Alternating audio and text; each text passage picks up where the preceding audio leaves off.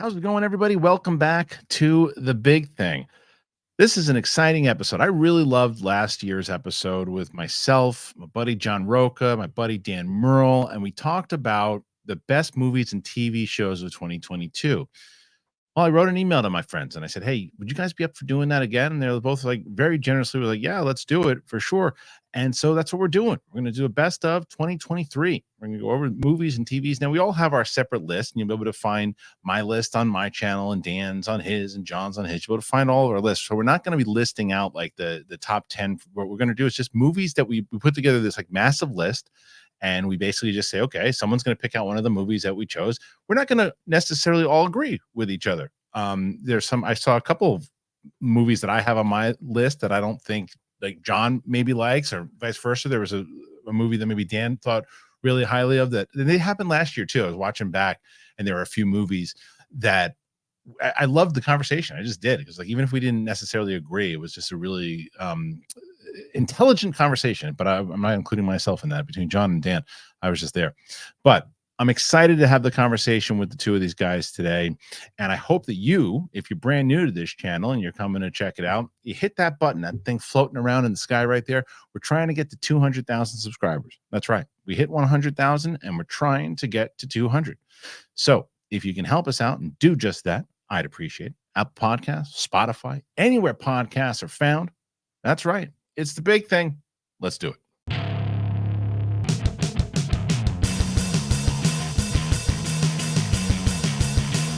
Welcome back, and it is time. Let's get to the best TV and movies of 2023, and to do so, bring in my buddies Dan and John.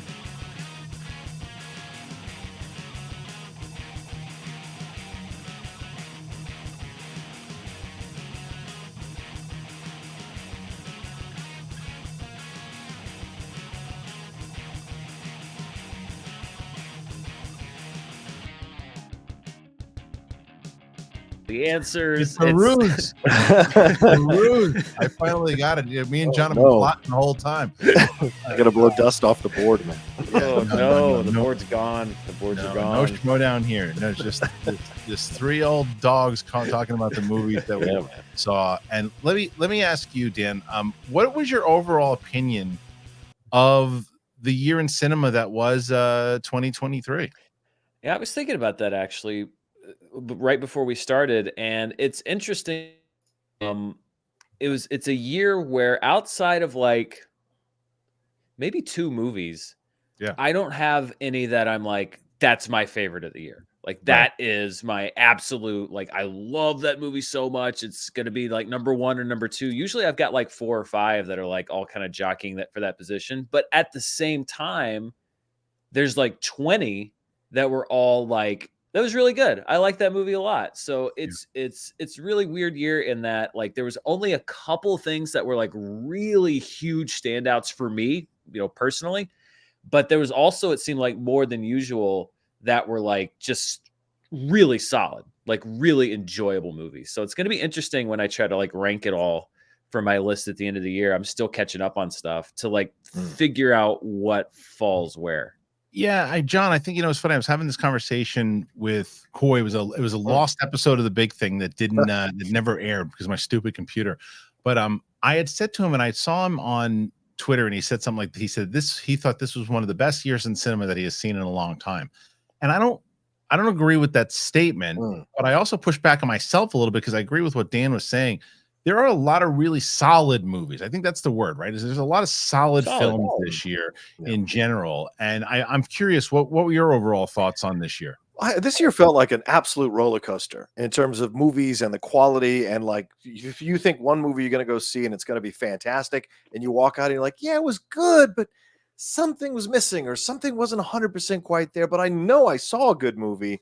It just didn't wow me the way I was hoping it would wow me. And then there were other movies that came along, these small little independent films or smaller medium-sized films types, shall I say, and they just kind of knocked you on your ass. And you're like, wow, this is actually really interesting. And I like that there were multiple genres represented, and there was quality within all the genres here throughout the year in film. So I would agree that this is a really good year for film, but I also thought last year was a really good year for film. And I think this year is going to be an incredible battle to see what comes out on top.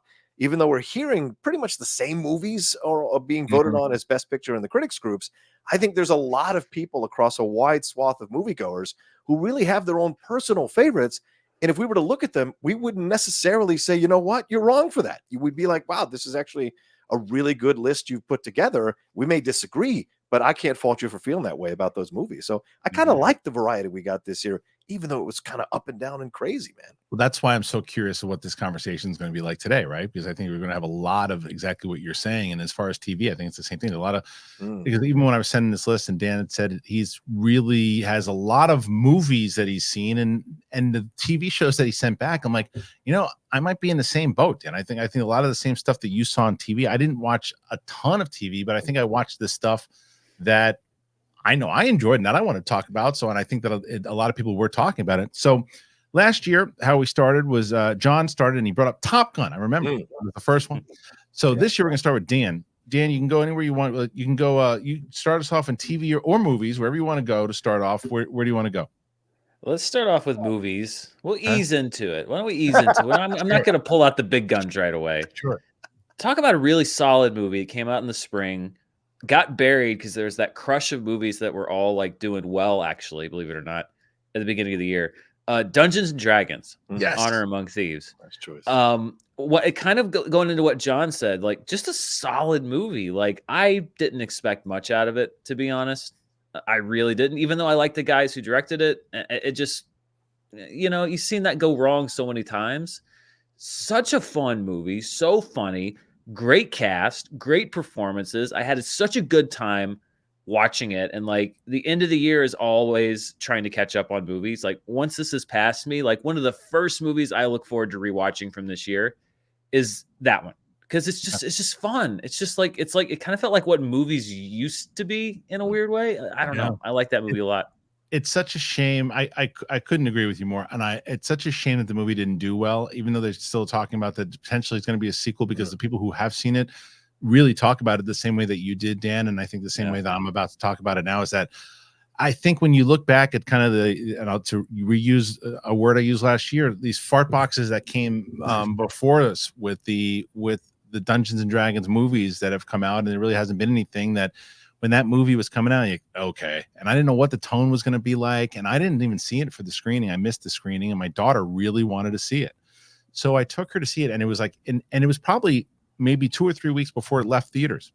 Yeah. And I was like, man, I know people were talking about this movie, but this was a fun movie. I've seen it 3 times now because of because again, my daughter wanted to watch it again, and then my wife wanted to watch it. And I was like, this is one of those movies that you can just watch again because it's exactly what you said, Dan. It's just one of those fun films. But John, I haven't actually talked to you about this movie. Do you feel the same way, or is it just kind of like forgettable for you? I'll tell you, look, first of all, let me just say, I'm not a Dungeons and Dragons player. I've tried it many times. It's just not a thing for me. And I totally respect people who enjoy playing it. Wendy Lee and other people who I know who play it. Shout out to you. So I turned down the screening for this one because I was like, I don't want to go see something that's probably going to be a C. And I love Chris Pine. I don't want to see him in a bad movie. And then, so but then I'd seen people who I respected, admired, talking positively about the film. So I treated myself to a ticket in IMAX. There was like 7 people in the theater, opening weekend, by the way. And I sat there and had the greatest time. Absolutely the greatest time. Yeah, I didn't get all the in-jokes because I'm not a hardcore Dungeons and Dragons player, but I got enough of what was going on here that I understood and appreciated and enjoyed the world building here that I thought was a lot of fun.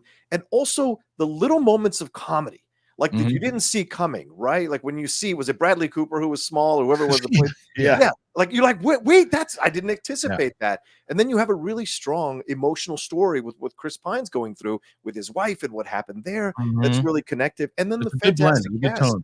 Yes, exactly. And then as Dan said, the fantastic cast, they really cast it well, and the chemistry and joy that they all seem to be having making the movie really came across, including Michelle Rodriguez with a light color that you almost never see on Michelle Rodriguez, that I thought was a nice way to kind of add this extra tool to her toolbox. So at the end of the day, very well directed. Like you, Kristian, I wish it had done better, but I hope they do greenlight a sequel at some point. I do too, and I think that you make a good point. Is that you didn't feel lost. Like there was some, like look, I've seen Dan's reviews on like Ahsoka, right? There's some people felt lost that they didn't watch Rebels, and it's true, and it's I understand. This movie did not make you feel that way at all, at all. All right, so John, let's shift to TV, man. What do you got as far as you got a TV show for us? Well, you talk about Dungeons and Dragons, right? And you go like, well, this year was a really interesting year, and when we look back and analyze it, how certain projects came along and kind of broke this well-held idea about a genre or about a type of movie being successful. Now, Dungeons and Dragons didn't make a lot of money, but it was successful quality-wise, and there's a lot of people who love it. Here comes Last of Us, a video game series transferred from a video game onto live action. You get Pedro Pascal, you get Bella Ramsey, you get a host of fantastic actors to be a part of this. You have maybe the greatest love story of the year in one episode there with Nick Offerman, and I forget the Australian actor from White Lotus who plays his partner. All of that throughout, and you do an incredible job in a genre that you feel like I've seen enough zombie stuff, but it worked because it was zombie adjacent, and the drama and the connections and the emotional stories and the performances and the way it twists and turns. For those of us who had never played the game, we were enjoying the journey we were going on that inspired us to pick up the game. So to me, that was one of the biggest revelations that Last of Us really worked and held the tension for all 10 episodes till the end. I loved the show. I absolutely loved the show. And it made me, I've said this a million times. I had the game sitting on my shelf for I don't know how long. It must have been years. And it was sitting on there forever. And I actually played the game along with watching it. So I would play because I was very curious to see what kind of adaptation was, because a lot of times they take these games and they make these radical moves to them and they completely just gut what it's really all about. And Last of Us didn't do that at all. It added stuff. I think it elevated it a lot of times for what they did. And they changed a couple things here and there, but for the most part, it stayed true to the story. And I played the game, and I only spoiled myself once. I would get to a place where I'd watch in the show and then I'd stop. And there was one time I was like, I'm going to play a little bit longer here, because I did that on purpose because I was curious to see how much they actually changed. Like first, like I'd be like, okay, I'm going to play it now. I'm going to see, and like, oh, I wonder if they're going to put that in there now, as opposed to knowing firsthand from what they took out and all that stuff. So and going back to what we just said with Dungeons and Dragons, I never felt lost. And I never felt like I was out of the loop. They always included it, and there was some great performances all the way around and some good emotional core. And I think that they changed some stuff that for the better, like you mentioned, John, with that particular love story, I thought really played well. So yeah, this was probably, if not, it's one of my favorite shows of the year for sure, if not in top two. Dan? Yeah, no, it was great. It was the first show since Game of Thrones that was appointment watching, that we would watch, that we would make sure we watched it when it came out, because we wanted to see what was going to happen. And I started playing the game a long time ago. I got stuck behind some boxes or something, and I was like, I don't have time for this. So I knew like the setup, and that was it. Yeah, so good. Bella Ramsey, just like, what it's seen her in Game of Thrones, but like such a great performance. And like, I mean, I don't get into this stuff on my channel at all. But it's kind of all over the space, all this, culture war stuff, like everything that some people say that makes something bad or whatever, like check the box on all of that in this show. And it's an amazing show, which just goes to tell you that whole premise to me is sort of BS. But like, it was so, because I was a zombie, like, okay, whatever. Yeah, right. Show. Yeah, but they made it about the characters, and that's what's important. If you make it about the characters, that's why Walking Dead was so good in the beginning. It was about the characters. It wasn't about the zombies. It's about these people. Yeah, I can't wait for the next season. All right, so I agree with that, and I want to bounce off a point that you just made there about the characters. When something's been done a million times over and it is so tired, and you've seen it a million times, like, okay, what can they do different? And that's why for my movie, Godzilla Minus One. Got to bring that one up right away, because that's everything that Dan was just talking about. That's everything that he was just talking about, with the fact that you've seen this. And I'm like, okay, it's a Godzilla movie. I'm like, I like Godzilla. I'll watch Godzilla. Sure. It's like, Fine. And Godzilla and Kong's coming out, and I'm like, okay, it's the same thing we've seen a million times, right? No.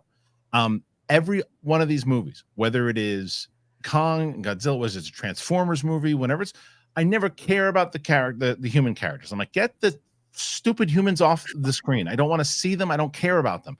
This was the opposite. They earned, when Godzilla showed up, it was earned. And I thought of you, Dan, when I was watching this, because there's so many Jaws moments inside of this movie. That scene where he's swimming behind him in the boat, that's when it hooked me. I was liking it, and that scene was like, oh man, it's so good. The music, it's so good. It's like emotional. There's a moment where you're like, they trick me. They're like, I love getting tricked, because I've seen so many of the same story beats again and again and again, that I'm like, oh wow, okay. And the fact, and I know that the big conversation was like, this movie was made for $15 million. And they're like, oh, wait a minute. Japan makes movies differently because they don't have follow the same rules. Fine. Let's say that it cost $80 million. Let's say it cost $100 million. It's not $200 million. It's not $300 million. It's not Fast X's $370 million, and it's making a profit because people care. I took my then 11-year-old, now 12, to see the movie, and she loved it. And she had never seen a Godzilla movie before, because she had tears in her eyes. She was scared at moments. I was like, and it just was a great movie. But Dan, I'm assuming you felt the same way. Oh yeah, that we got back from our honeymoon, and that was the next day. The first thing we saw was Godzilla Minus One. So I was like, because it looked cool. I was like, oh, that looks cool. That's gonna be a cool Godzilla movie. And then it's like, it gets into all this stuff about like PTSD and shame and the Japanese government and World War II, and like, just the uniting together. And like, I didn't mind the human characters, and particularly Godzilla 2014. So I really liked this movie, because I already didn't really mind the focus on the humans. And also the Godzilla stuff was cool. It was all of that. Scary stuff. As hell. The Godzilla, scary. This is not your neighborhood Godzilla. Just a mean bastard. That's what I love about it. Not this anti-hero Godzilla. It's like, no, man, he's gonna. Oh, it's so good.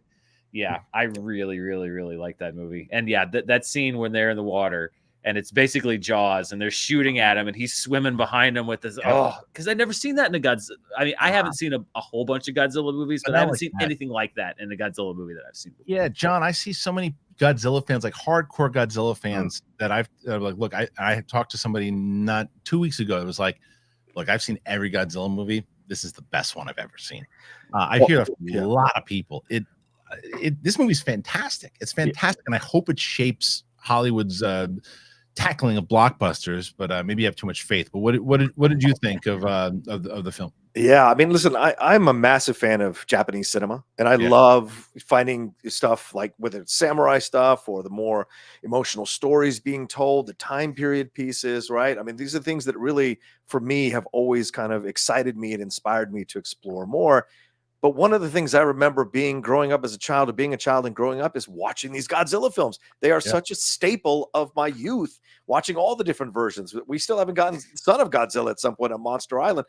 That is coming. We've gotten all of that with Mothra and Ghidorah and all of that in the other franchise. So here comes something, Godzilla Minus One. Now, I had skipped Shin Godzilla back in 2016. I wasn't sure was this going to be played a certain way that didn't quite have the quality to it. Well, after having seen this movie, I've got to go back and watch that Shin Godzilla, same director doing that, and seeing what he did with that. But Dan, I think you nailed it. This is the thing that worked for me. It's the characters, it's the story, and having the guts to tell a PTSD story in a Japanese film. That's still a subject that is somewhat taboo in many cultures. To have that be a part of one of your more, especially in the year of Oppenheimer. Yes, exactly. Yeah. Yes, exactly. These two films, don't call me crazy, these two films can bookend each other, to be honest with you. 100%. If you wanted to look at them and seeing this journey here. And I love that we're at a place now where we can just go, okay, let me explore what's going on with these soldiers that were enemies of ours back in that time, right? We had that way back with All Quiet on the Western Front last year. We got to see what it was like for German soldiers caught up in the paranoia in the mania of loving their country and all of that, and what that leads to. Here we go at PTSD. We have a story of redemption. That's what hooks us. This guy is a guy who's torturing himself because he got scared in a critical moment, but he's a good guy. He's a nice guy. He's a caring guy, but he's got his demons. A lot of us are confronting our demons. We're talking about demons more and more, mental health.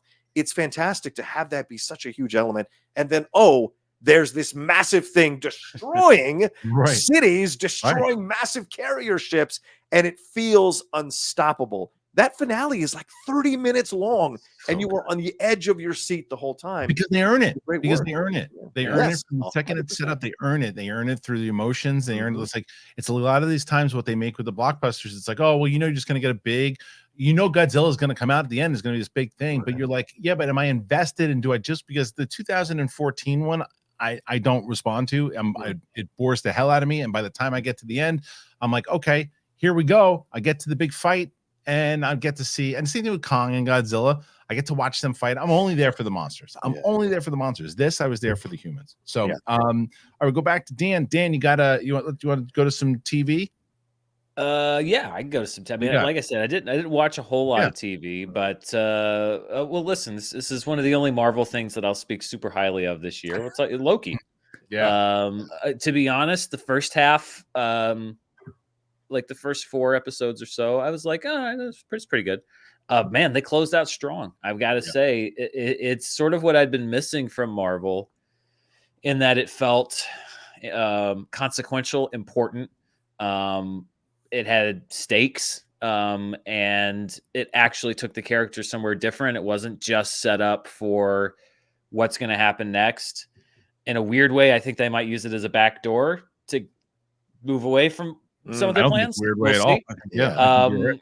But I was really like, they really pulled it together at the end for me.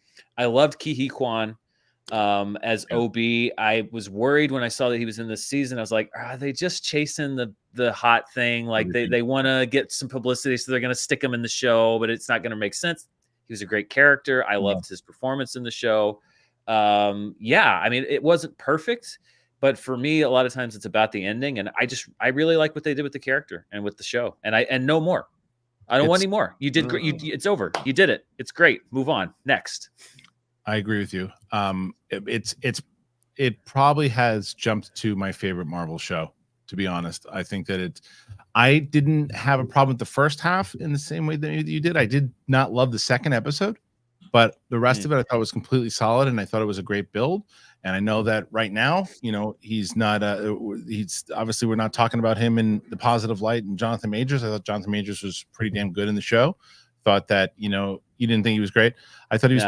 Didn't work for me. I thought he was pretty good, and I thought that more so as the returning of He Who Remains. I thought once that more so than Victor Timely, but I thought He Who Remains worked better for me in this season than he did in season 1. That's kind of what all I mean. That Victor Timely stuff. Hard no. That was that was like theater camp kid. No, couldn't. No, the reason I didn't mind, I think that if He Who Remains didn't come back, then I probably would have had the same problem that you did with it. But I think that even the fact that He Remains takes a shot at Victor Timely and kind of makes fun of him in a certain way. But either way, I thought all the performances really good. I thought the dynamic between Owen Wilson and Tom Hiddleston was great. I really wish, because of the Marvel show and because of the problems Marvel's having, I don't think it's going to happen. I think Tom Hiddleston should be looked at for the Emmy for this. I thought his performance was so damn good in it. I thought Marvel has had a problem of not having any all-stars. I think Loki became the major all-star, although I agree with you, Dan. I think that you had such a nice bow that you leave it alone. But John, I don't think we've talked too much about Loki, you and I. Did you dig the series? Thoroughly loved it. Absolutely loved it. Yeah, Loki season 1 was already my favorite Marvel show. Okay. It was already my favorite Marvel show because I like the concepts. I like the philosophical concepts that they tackled in season 1. I like the conversation of like alternate versions of yourself and what they would do in different universes, tackling this massive thing that you've got to overcome. Let's go to season 2. Okay, we're picking right up after season 1. The timeline is fractured. What are we going to do with the TVA?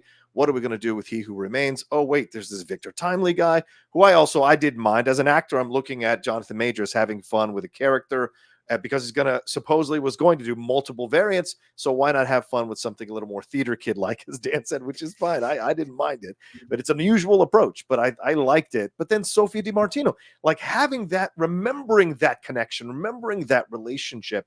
And then also you throw in, of course, the Owen Wilson relationship, which really bears incredible amount of emotional fruit for you to enjoy with both of these actors. I don't think Owen Wilson has ever been better, and I don't think Tom Hiddleston has ever been better. There's just fantastic chemistry between the both of them. It's like anything else. Once you're riding with the right person, like I used to ride with the founding fathers, you know what you got going on. You got the right chemistry, you got the right answers, you handle your business. Those two are fantastic together, but also the larger story they're telling. And look, what's one of the big films from this year? Past lives. What could have happened in another life? What could have happened? And all of that is being explored here. And that you have to play a card. You have to ante up. Sophia wants to stay at McDonald's, or Sylvia rather wants to stay at McDonald's, doesn't want to take a part.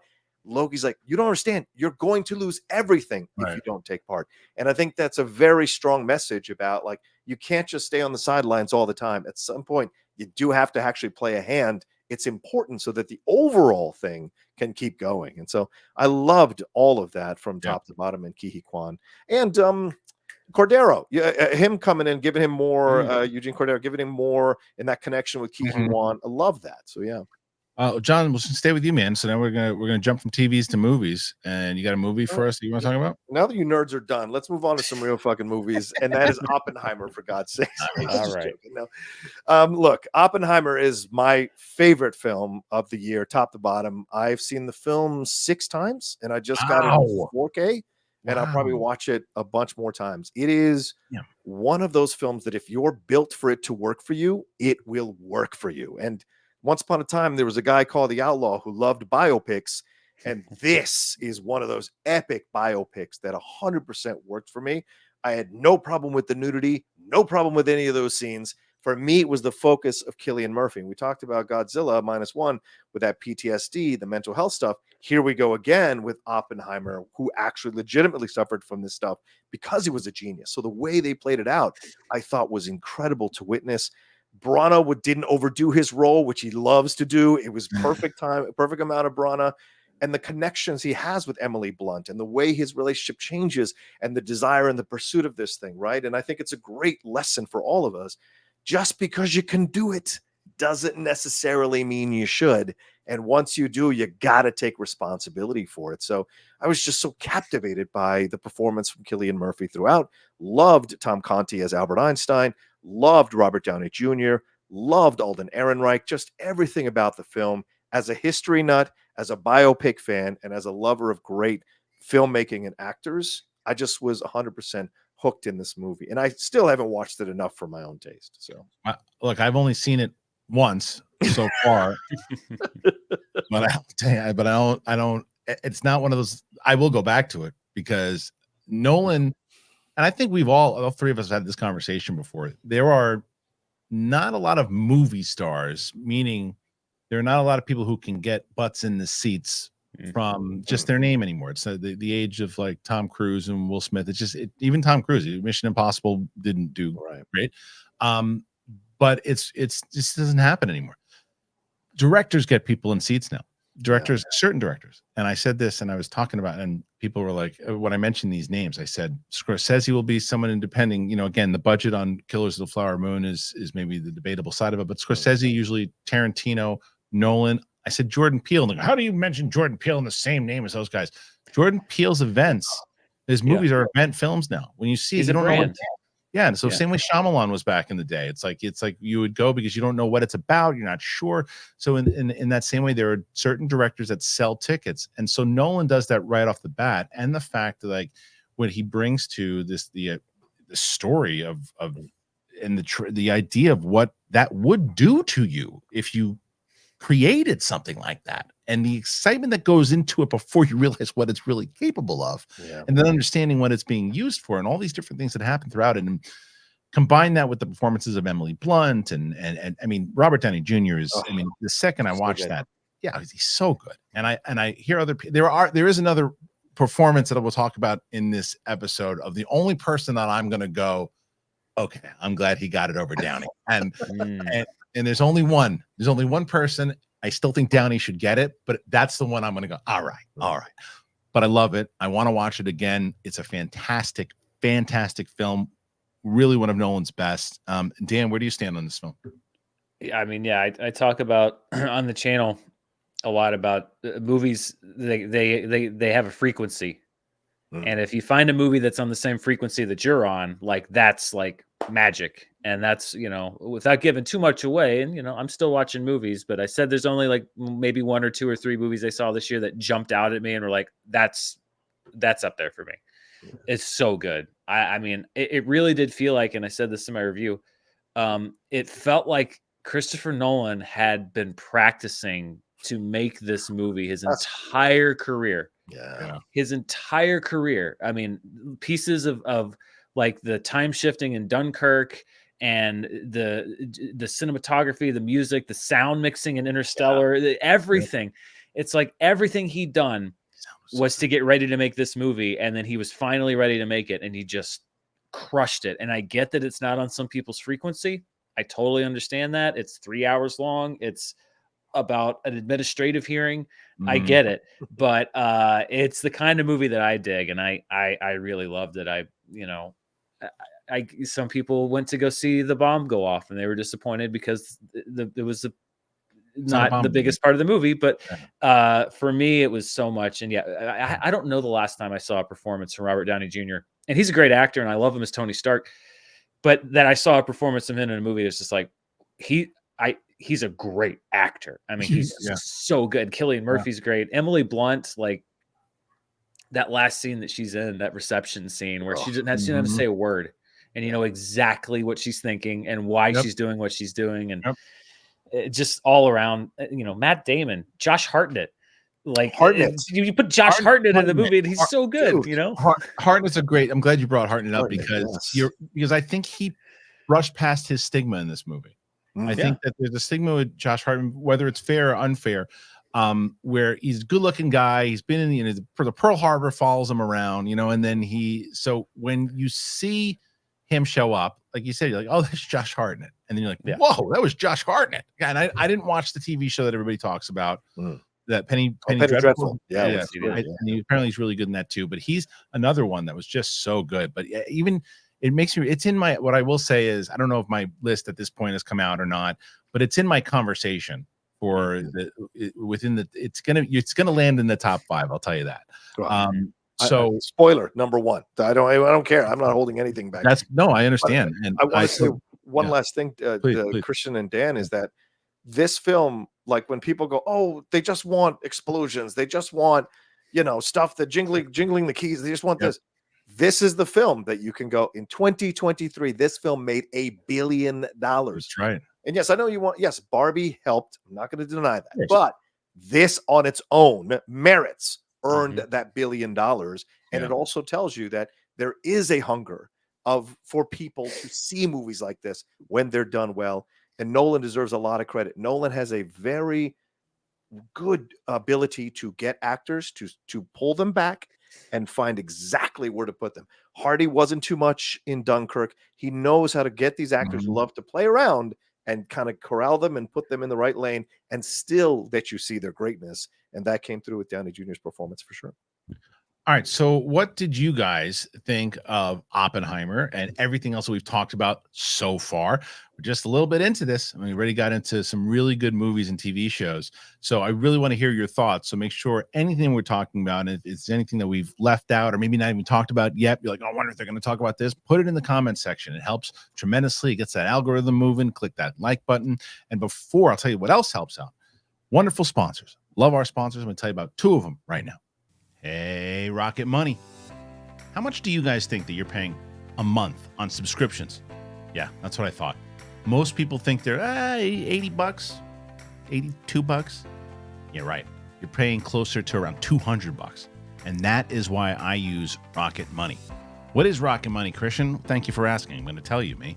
Rocket Money is a personal finance app that finds and cancels your unwanted subscriptions. It monitors your spending, and it helps you lower your bills. And it's all in one place. It has over 5 million users and counting. Rocket Money has helped save its customers an average of $720 a year and $1 billion in total savings so far. Stop wasting money on things you don't use. Cancel your unwanted subscriptions and manage your money the easy way. Go to rocketmoney.com/thing. That's rocketmoney.com/thing. rocketmoney.com/thing. I always get excited when I get a chance to talk about AG1. You guys know, if you've been listening to this show long enough, you know that I've been talking about them. I've been drinking them now for, it's got to be at least 2 years. I started drinking AG1. I think Brett Sheridan told me about it. I said, you can't mess around with this, man. You got to try it. And I did. And it's a foundational nutritional supplement that supports your body's universal needs like gut optimization, stress management, and immune support.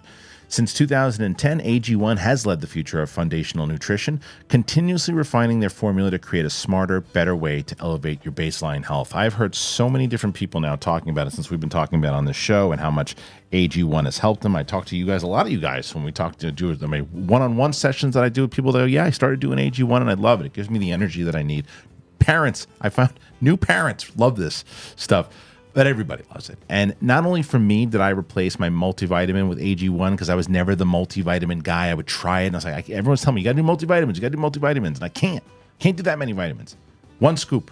I put it in a water bottle. I put it in a zoo cup. I shake it up. I'm good to go. I recommended AG1 to everybody, my friends, my family, you guys, and it's worked out. It's great. I get energy. I get a pep in my step. I love AG1, and you guys know how long I've been talking about it. People still, they'll tweet, and they'll X, whatever they X me, and they say, hey, AG1, you've been talking about it forever. I'm trying it today, and they never go back. AG1 is the supplement that I trust to provide the support that my body needs daily, and that's why they've been a partner for a long time now. If you want to take ownership of your health, it starts with AG1. Try AG1 and get a free 1-year supply of vitamin D3, K2, and 5 free AG1 travel packs with your first purchase. But you have to go to drinkag1.com/big-thing. drinkag1.com/big-thing. Check it out.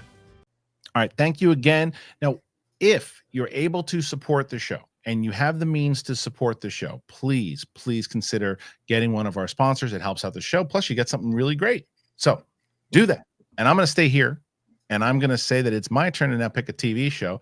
And when my two colleagues send me their list, I was shocked this show wasn't on the list. Shocked, I tell you. And that's Shrinking. I loved Shrinking. It is one of my favorite shows that I have seen in such a long time.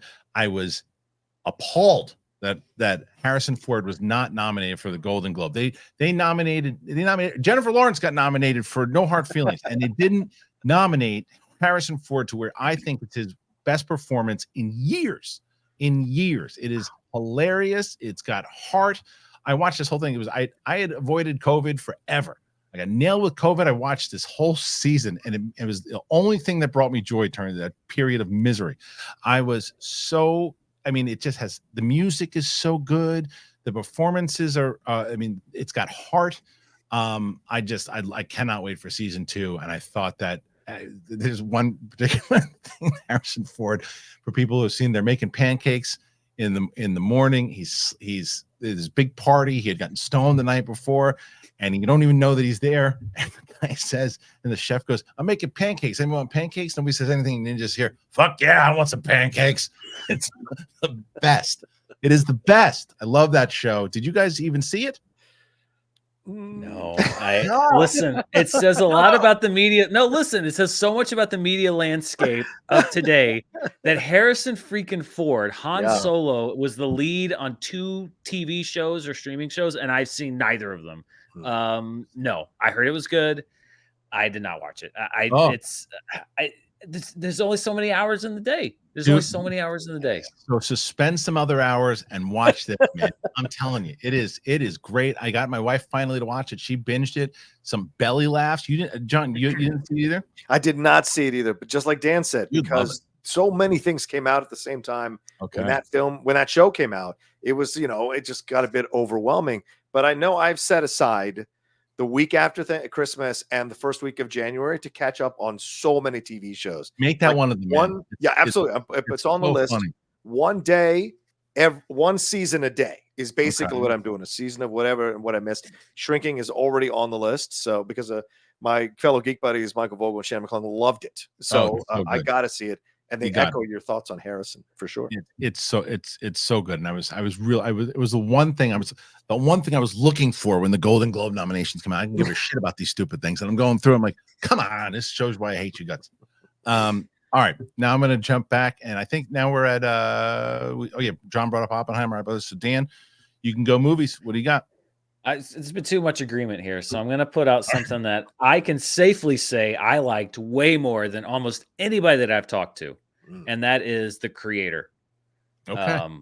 I loved this movie, and I understand people say it's a watered down version of whatever. I understand it is definitely not a groundbreaking narrative, but I thought the design, the world building in it was incredible. I love the way that it looked. I thought the performances were great. There's a young actor named Madeline Univoyles who's in this movie, who I thought was one of the best performances of the year. I thought that it was sci-fi the way that sci-fi should be done. And that movie blew me away. I saw it and I was like, I love this movie. I was so excited to talk about it. I did my review. It's a glowing review, talk about how much I loved it. And it's just like just a wall of people just like, what's wrong with you? How do you talk? Because I was like, go see it. It's amazing. People are like, what's wrong with you? How dare you tell me to go see that movie? That's the most derivative piece of junk I've ever seen. I was like, well, I'm sorry, but I don't care. I loved it. And if I'm the only one that loves it, that's fine. But I thought it was great. Look, Dan, I'm going to have to disagree with you. You're not the only person, because I love the movie too. So sorry, it didn't work out for you. I went and I saw the movie and I had it out of the theater. Same thing. I was like, I really enjoyed it. It slows down significantly in the middle. It starts off really, really well, sets you up in the world. And I had seen the lone wolf and cub thing so many times that I'm like, okay, are we doing this again? But by the time you get to very similar to what we were talking about with Godzilla, by the time you get to and in both ways, by the way, in both the story and in the way that they made $80 million look like $400 million. Yeah. So that ending, though, I'm so hooked in and I care so much that I was shocked the same way that you were, that not more people. I felt it was not derivative. I thought it was a really nice play into original sci-fi. And it was an interesting turn that Gareth Edwards went, because in the trailers, it looks like it's pretty much, anti-AI, because everyone's scared of it. It's not that at all. Without kind of diving into it any little bit more, but I enjoyed it. I don't know if I loved it as much, but I definitely, I really enjoyed this movie. I really enjoyed it. And I thought that I was nice to see original sci-fi. But John, are you on the opposite side here? Yeah, sadly, I am on the opposite side. And I was looking forward to this one. I was one of those people that's like, give me the Gareth Edwards cut of Rogue One. Look, don't get me wrong. Tony Gilroy is great, and I love first season of Andor.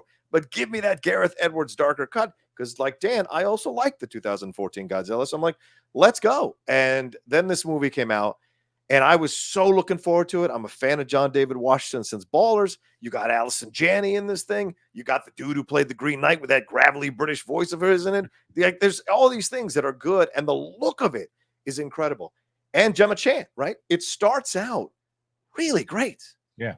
But then the character motivations, the character decisions become more and more confounding. Some plot conveniences really frustrate me as I'm watching it. And they waste someone like Ken Watanabe in a role that should have been much more fleshed out. And even Janney, you get enough, but not more. And I wanted more. So for me, the complaint is I wanted more of the human story around all these characters. I wanted to connect, and I wanted them fleshed out more, really get into it. Because the ending for me, like this young girl running, we got all these security guards, but okay, I guess we don't want to ruin anything. But like the way it ends for me defied a bit of logic and didn't seem to make sense in certain moments. But again, it's my opinion. You all loving it, I would never tell you not to love a movie you love. So, but for me, I wish it was more. I think you had fair criticism. The ending did also take place on a space station in the sky. Right. That's what I always tell. It's like it's a fine line. It is a fine line, and a lot of people will. Sometimes if I do a Q&A, or people will be like, well, this thing wouldn't happen in reality, or that thing wouldn't happen in reality. And it's like, none of it would happen in like it's a movie. Like most movies would never happen in reality. Now that's not to mean that a movie can have logic gaps and lazy writing, etc. But I feel like, and it's something that we tried to stay away from on Honest Trailers and not always successfully, and a lot of our peers kind of went the other way with it. This idea of like looking at a movie and applying like this airtight logic to it. And it's like, if every single thing in the movie doesn't make perfect logical sense by the rules of our real world, then it's garbage. It's like, then no movie passes that test. Right. You can nitpick the motive. You can nitpick the actions of every character in every movie. I could sit there and watch Jaws and be like, well, this is ridiculous. At some point, they would have just driven the boat back to the island. They're that close. Rocky off. And why didn't they come back with, if it was so overwhelming, why didn't they go back with more people to kill the shark? Like those three guys out there, they obviously, it's like, yeah, but then the movie wouldn't happen. So it's always tough to like balance that. And I get it. And everybody has a different tolerance for it. I certainly roll my eyes at stuff too. But you know, and the derivative story thing for me too is like Star Wars is the most derivative story of all time. Listen, like that. That's not one of my complaints on the movie. Derivativeness. I had no issue with that. The execution didn't work for you, John. That was, exactly. And I like to judge a film by the logic it has given me. I don't like to judge a film by the logic of actual real world. Judge it by the logic of its own world. Exactly. Not our world. As much as I liked it, we're spending too much time on it. All right, so let's get to fair enough. I get it. You're watching the little viewership thing, and you're like, oh, they're talking about this flop for way too long. We need to talk about something more popular. I get it. Well, I get it. We are going to get to some movies, and I don't necessarily know that that's true, Dan. I think there's going to be some movies and TV shows that we might pop up, especially some movies. I've seen some movies over the course of the last 2 weeks that I know a lot of people haven't seen, but I want to rave about because there's some good stuff coming out. But John, it's on you, man. You got I think you're on TV for you. TV now? We're moving to TV again? Okay. How do you do a reality show where everyone is in on the joke but your main guy? How do you pull it off and put it in a jury room and in a courtroom and somehow make one of the greatest shows of the year and one of the most unique shows of the year, even though it has bones of shows we've seen before? That's what you do with the first season of Jury Duty. What a genius show. I got this as a screener and was thrown in there with the rest of the Prime Video screeners, and I was just randomly flipping around, and the only reason I watched it is because the Lady Outlaw considers herself a professional juror. So we started it, and next thing you know, we are engrossed. We finished it in 2 days. It is one of the most heartwarming, moving, touching, inspiring, beautiful shows, while also being one of the funniest, dirtiest, brilliantly laid out comedic stuff here throughout this show, featuring a bunch of actors you've never heard of, you've never seen other than James Marsden. I thought it was such an accomplishment. One of the joys of my year was getting to interview with the executive producers of the show on my channel and ask him about how they pulled this off. And I essentially said to him, you guys were like free solo. You guys were climbing the mountain with no nets. And it was incredible what they pulled off. And that guy, the main guy, what I don't know, just it gave you hope for humanity, right? That this could exist, that people would come together. And his reaction, he didn't set everything on fire. He absolutely understood what happened. And I thought that was great. So he was so real. The high wire act is incredible here. He was so real. Like there's one moment when the guy goes, I'm gonna go rub one out in the bathroom. He goes, do what you gotta do. It's like, what you gotta do. That show was the poop joke alone. Oh, Kristian. Yeah. Well, James Marsden, by the way, yes, he is the one known actor in it, but it shows you where he's a very underrated actor. Yes. The fact that he could take such a jab at himself, and he wasn't even worried about himself as much as he was. And you saw a lot of his interviews. Yeah. He said he would not be part of the show if they were going to put the joke on this guy and make this guy look bad. Right. He said, I have no problem, making myself look like a douche, and and he thinks I'm a douche until we reveal it. That's fine. But I will not be involved in this if it's going to be the jokes on this guy. And it wasn't. They made this, the pureness of this dude. And now you see him, he's taking pictures of Margot Robbie. He's doing it. Good for him. You earned it. Yeah. With a human performance like that, where he wasn't even realizing he was performing. Yeah. I loved this show. I agree with you. I laughed more than I've laughed at most scripted shows. Mm-hmm. It was brilliant. But Dan, did it's on your list as well. Yeah, no, Mara was in LA doing some wedding stuff, and she watched it. And she came home and she was like, "We have to watch this show." And I was like, "All right." So we watched it over the course of about a week, and I mean, part of me is like, at a certain point, it's like, God, you got to know something's up, right? I mean, it's sometimes it goes a little too much into like, I would just be like, especially because the cameras are there. You're like, guys, come on, what something you're pranking me, right? But also you're seeing little moments, and you don't see the bigger picture of like what we don't see. But it was so funny, and it's so you like that guy, and it was right, like John said. I mean, it's right to not humiliate him. Yeah. It's everybody else be humiliated around him and see his reaction to it. And it wasn't until after when they were doing the recap, kind of showing how they made it that last episode. A buddy of mine, actually, from way back in my Channel 101 days, was the director of photography for that show. Oh, nice. Really? Oh, that's cool. And I texted him, and I was just like, dude, like, because that would be for a DP, that's such a hard job have to be able to shoot like that. And it's like half reality, half you have to have the camera in the right place, and like hidden cameras and stuff. Well, they show a couple times some of the actors mistakenly called people by their wrong names and their real names and stuff too. It was fascinating, and he didn't kind of play onto it. So I'm glad you brought that one up. That one was great. So if I'm going to jump into film now, I want to maybe go past the mystery of what I was talking about before when it came to the Robert Downey Jr. conversation. I've got to bring up Poor Things. So this is, for those of you who didn't know, I started watching this movie a little while ago because everybody was talking about it, and everybody was talking about Emma Stone and how great this movie is, and this is the performance that's going to win the Oscar. And then, give me the director's name, guys. Yorgos Lanthimos. Yorgos Lanthimos, who did The Lobster and The Favorite and Killing of a Sacred Deer. And I've only liked The Favorite. So I started watching this movie, and like 10 minutes into it, I'm like, oh, come on. This is Edward Scissorhands in black and white. What are they doing? And again, it's really warped. I'm like, there's nothing to this movie. I'm out. And I was like, I got to finish it. I have to watch these performances because I thought Emma Stone was really, really good as promised. So I'm like, I'm locking in. So I start locking in. Mark Ruffalo shows up.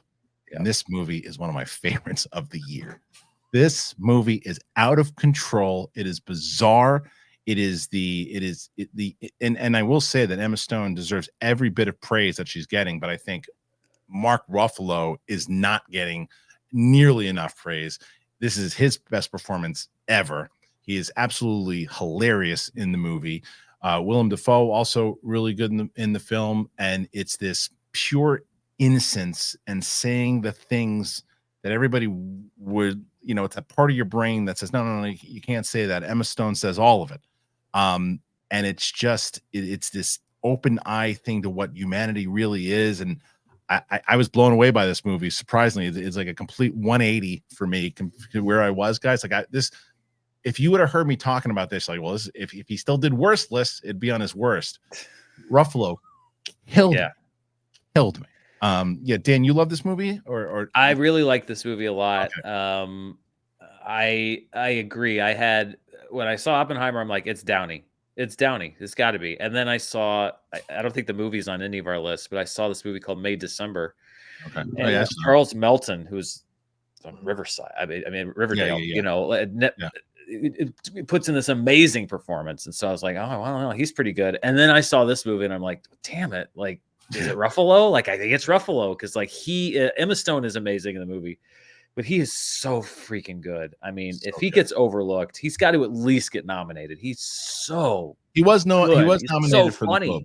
Yeah, he was nominated. But the Oscars, they get weird. They don't like more comedic stuff. But like, he's such a shithead. I mean, but he's so good, and it's like you hate him, but you're laughing at you're laughing at him. But he's also just a detestable human being. I was reading, like, Variety has one of those. They do those actors on actors conversations every year, and they had Downey Jr. talking to Ruffalo, and I think even Robert Downey Jr. was like, "We've been friends for years. Like, I didn't know you had that performance in you. I didn't know that was anything that you could do. Like, and I was the same way. It's just like he's next level in that movie, but Emma Stone is too. So. Oh, he is. And John, so like because the thing is, when Ruffalo shows up, it's what Dan just said, and I guess what Downey said too. He shows up and you're expecting the kind of performances you get from Ruffalo, right? Yeah. You're like, okay, is he gonna like what is he how he's gonna be like this kind of caring doctor, and he's gonna probably show her around these types of and he's the farthest thing from that. Yeah. And the things that he had, like there's like a Jordan Belfort thing to him in this performance, and it was mixed with the way that Yorgos does this change of without spoiling a change of film. Like there's a consistent tone that's going on, and it's done purposely. This something's happening for about 20 minutes into it, and then it changes, and there's a reason for it, and it's what's going on with her, it's going on with the world.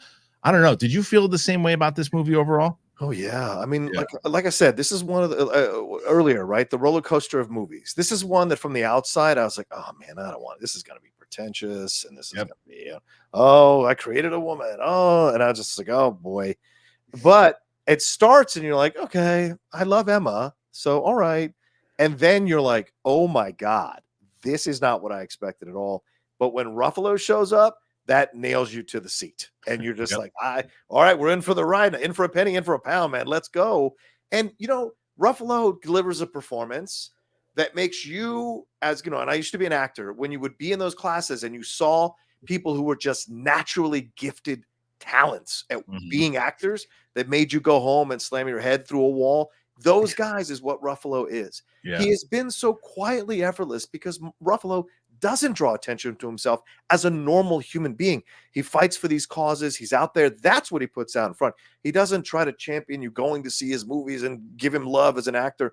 He's not about it. So he's not a brand. He's just Mark Ruffalo, who's this incredible actor, and we love him and like him and want to see him. And when he takes us to show us what he's really got inside of himself as a performer, you're just like, holy, thank you for showing me this, but good God almighty, why don't you do more of this? And you realize because he's not what typically we cast in a lot of the showier roles, but he's great. He's so good. And I don't want to take away, obviously, from Emma Stone. No, because I think the reason that he's so elevated is because of how great her performance is. 100%. I mean, she transports herself into, she's Bella. She's not, and Emma Stone is such a recognizable actress and has done so much that what she does in this tough role, what it's asking her to do physically, mentally, it is, to me, she's the front runner for Best Actress for me. And I'm curious to hear your guys at the thoughts as well. But like, from what she's able to do, and you have to have no fear in a role like this for everything that she does, and it is it's a comedy. I mean, it is a comedy. Like, it's one of those movies that, like, when it shows up at Golden Globes, and I go, oh, okay, that was nominated for musical or comedy. I get it. May, December for comedy. What the hell is that? That was so ridiculous. What's funny about that? Something must have gotten clipped out for TikTok, because I said the same thing, and people kept saying, like, no, it's a comedy because of this hot dog line, which I saw the movie. I don't even remember the hot dog line, but I guess at some point she's like, I think we're out of hot dogs. And I think it got clipped out for TikTok. And so people think that's the movie. They're like, no, it's a comedy. I saw the clip on TikTok. So it was about hot dogs. I'm like, did you see the movie? Because like, it's devastating. Like, there's not a chance in hell that's a comedy. It's not it's a dark comedy. Like, it's not though. Like, it's not. It's not. I thought that was. And I think that's a good movie. I think it's the most overrated movie of the year. I think it's a good movie. May, December. Yeah. May, December. I think May, December. Performances are really good. I think the performances are really good. I think the performances are really good. People were losing their minds over that movie, and I was like, oh, I got to watch it. And like I said, I watched it. That's a good movie, but it's not one of the best of the year, and that's why it's not on any one of our lists. Doesn't mean that that's fact. Just saying. All right, so we gotta Dan. You can, and then Dan, if you want to stick with if you want to do TV, you can stick with TV. But if you feel more comfortable doing the movies, because you see more movies, up to you. Well, there's only one TV show I think left on the list that I saw, so we'll just get that out of the way. And it actually it was also kind of appointment TV. Succession. Okay. I came to it late.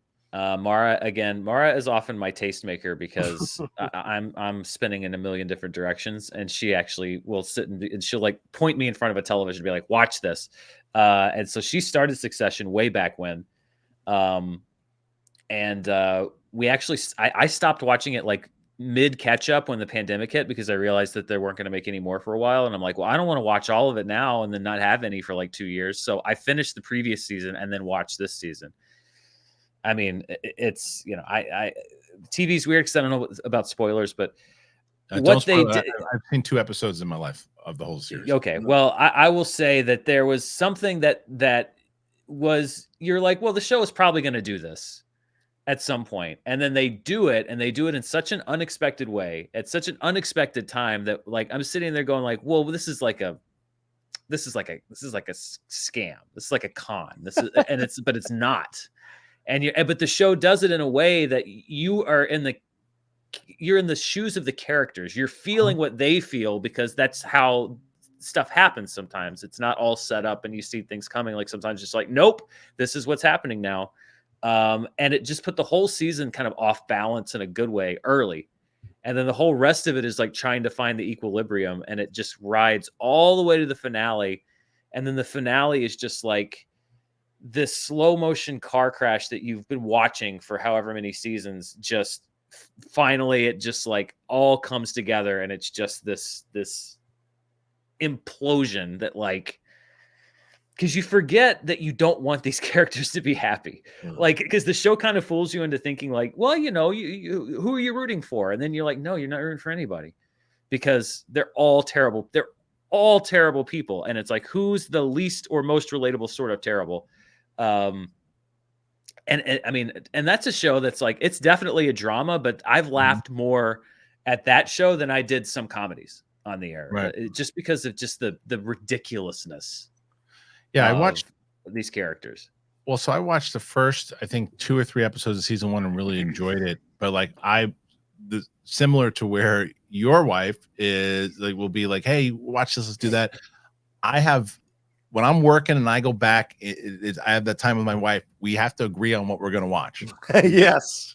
And a lot of times, she's like, I'm out. And I was like, let's try to watch it. I'm out. And to watch a full season or series like that, you've got to find the time. I can sneak in a movie. I can find a movie that she doesn't want to watch, but a full series, it's tough.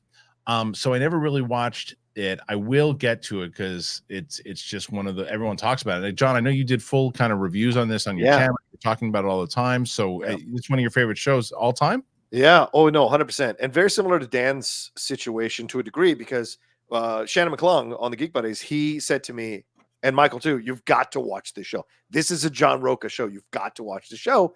And similar to Kristian's situation, me and Lady Outlaw watched the first episode. She was out immediately, didn't want to watch it. So it's out on the evenings for us to watch together. So I had to find time. And then I made a commitment to Shannon that I would watch all the seasons. I would binge them in a row to get ready for the 4th season debut.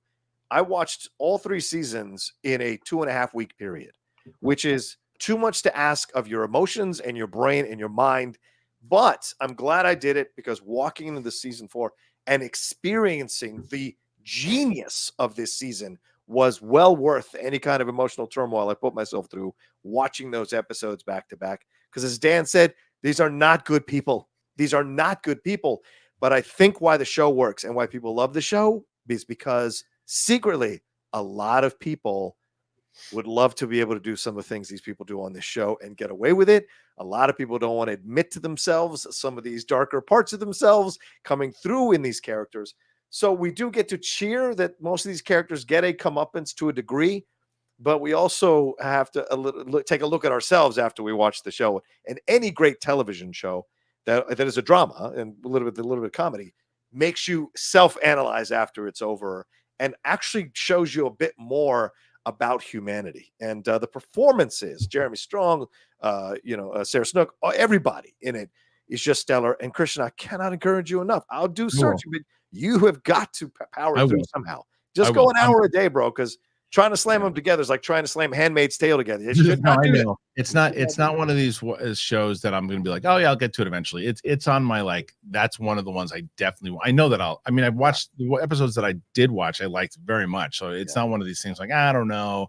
That wasn't like the first 15 minutes of watching Poor Things, which is, I should clarify, by the way, when I watched those first 15 minutes, it wasn't like, I hate this movie. It was just like, where's this going? And then where it Exactly. goes is somewhere that I really loved. So, all right, John, we're gonna stick with you, man. So you are now. You're on film right now, right? Movies. You're on movies. Oh no, you did jury. You're on movies. You're on movies.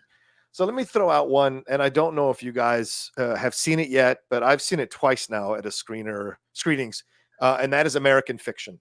I am such a fan of this movie. Really enjoy the biting satire and genius behind this movie with Jeffrey Wright's character and what he goes through and how he's exposing this idea of, certain things being written to appease the white liberal and calling out the white liberal, which I think is way overdue. And great to see that, but also calling himself out as a person of color who sits in judgment of other people. What about your life? What about your personal life? What about your family life? So the film has a really nice balance of, yes, you can look at these other people, but you also got to take a look at yourself with the same lens. And it's a genius approach to telling this kind of story, because you could easily default one way and satisfy some people that way, and they get a joy out of that. But to tell a more well-rounded, fleshed out story that actually works on multiple levels, you've got to be able to turn the same judgment back on yourself. And the film does an excellent job of doing that. And it features, to me, the greatest performance of Jeffrey Wright's career. I mean, this side of Shaft, it's the greatest performance of Jeffrey Wright's career. So I highly recommend this movie for anybody who hasn't seen it yet. It's not what you think it is. It's much more than what you think it is. I love this movie. Yeah, I absolutely love this film. It's and I agree with you 100%. It's Jeffrey Wright's best performance ever, and it's one of the movies that I just think of. So glad he was able to get this opportunity to star in a movie like this. It is a smaller film, obviously, but it's actually and Sterling K. Brown. Oh man, plays a very different version of characters that you don't really. He had way more of an edge to him in this, and they play brothers, and then the story is also very much about family and how to deal with family and the things that are good about family, the things that are really bad about family, the struggles of family and the responsibilities of family, like all of that and more. And then, as you said, all the themes that John had mentioned about what this guy's going through and the story itself of where it goes. You talk about laugh out loud moments. I had quite a few in this movie, quite a few. I thought this was a fantastic film. I hope more people see this movie because it is a smaller film. And when it pops, I think it's an Amazon film, I believe, maybe. Well, it's in limited release now. So I think it's going to get theatrical, but we'll see how wide it goes. What'd you think, Dan? I liked it. It was one of those that I'd heard the name, but I was sort of unplugged for the first few weeks of like quote unquote award season. I was off doing other stuff. So I came in and it was one of those things that I had 25 screeners to catch up on. And I just heard American Fiction, Jeffrey Wright, American Fiction. I didn't know anything about the movie when I started watching. Nothing. I didn't know what it was about. I didn't know nothing. And so it was a wild ride to go in not knowing anything.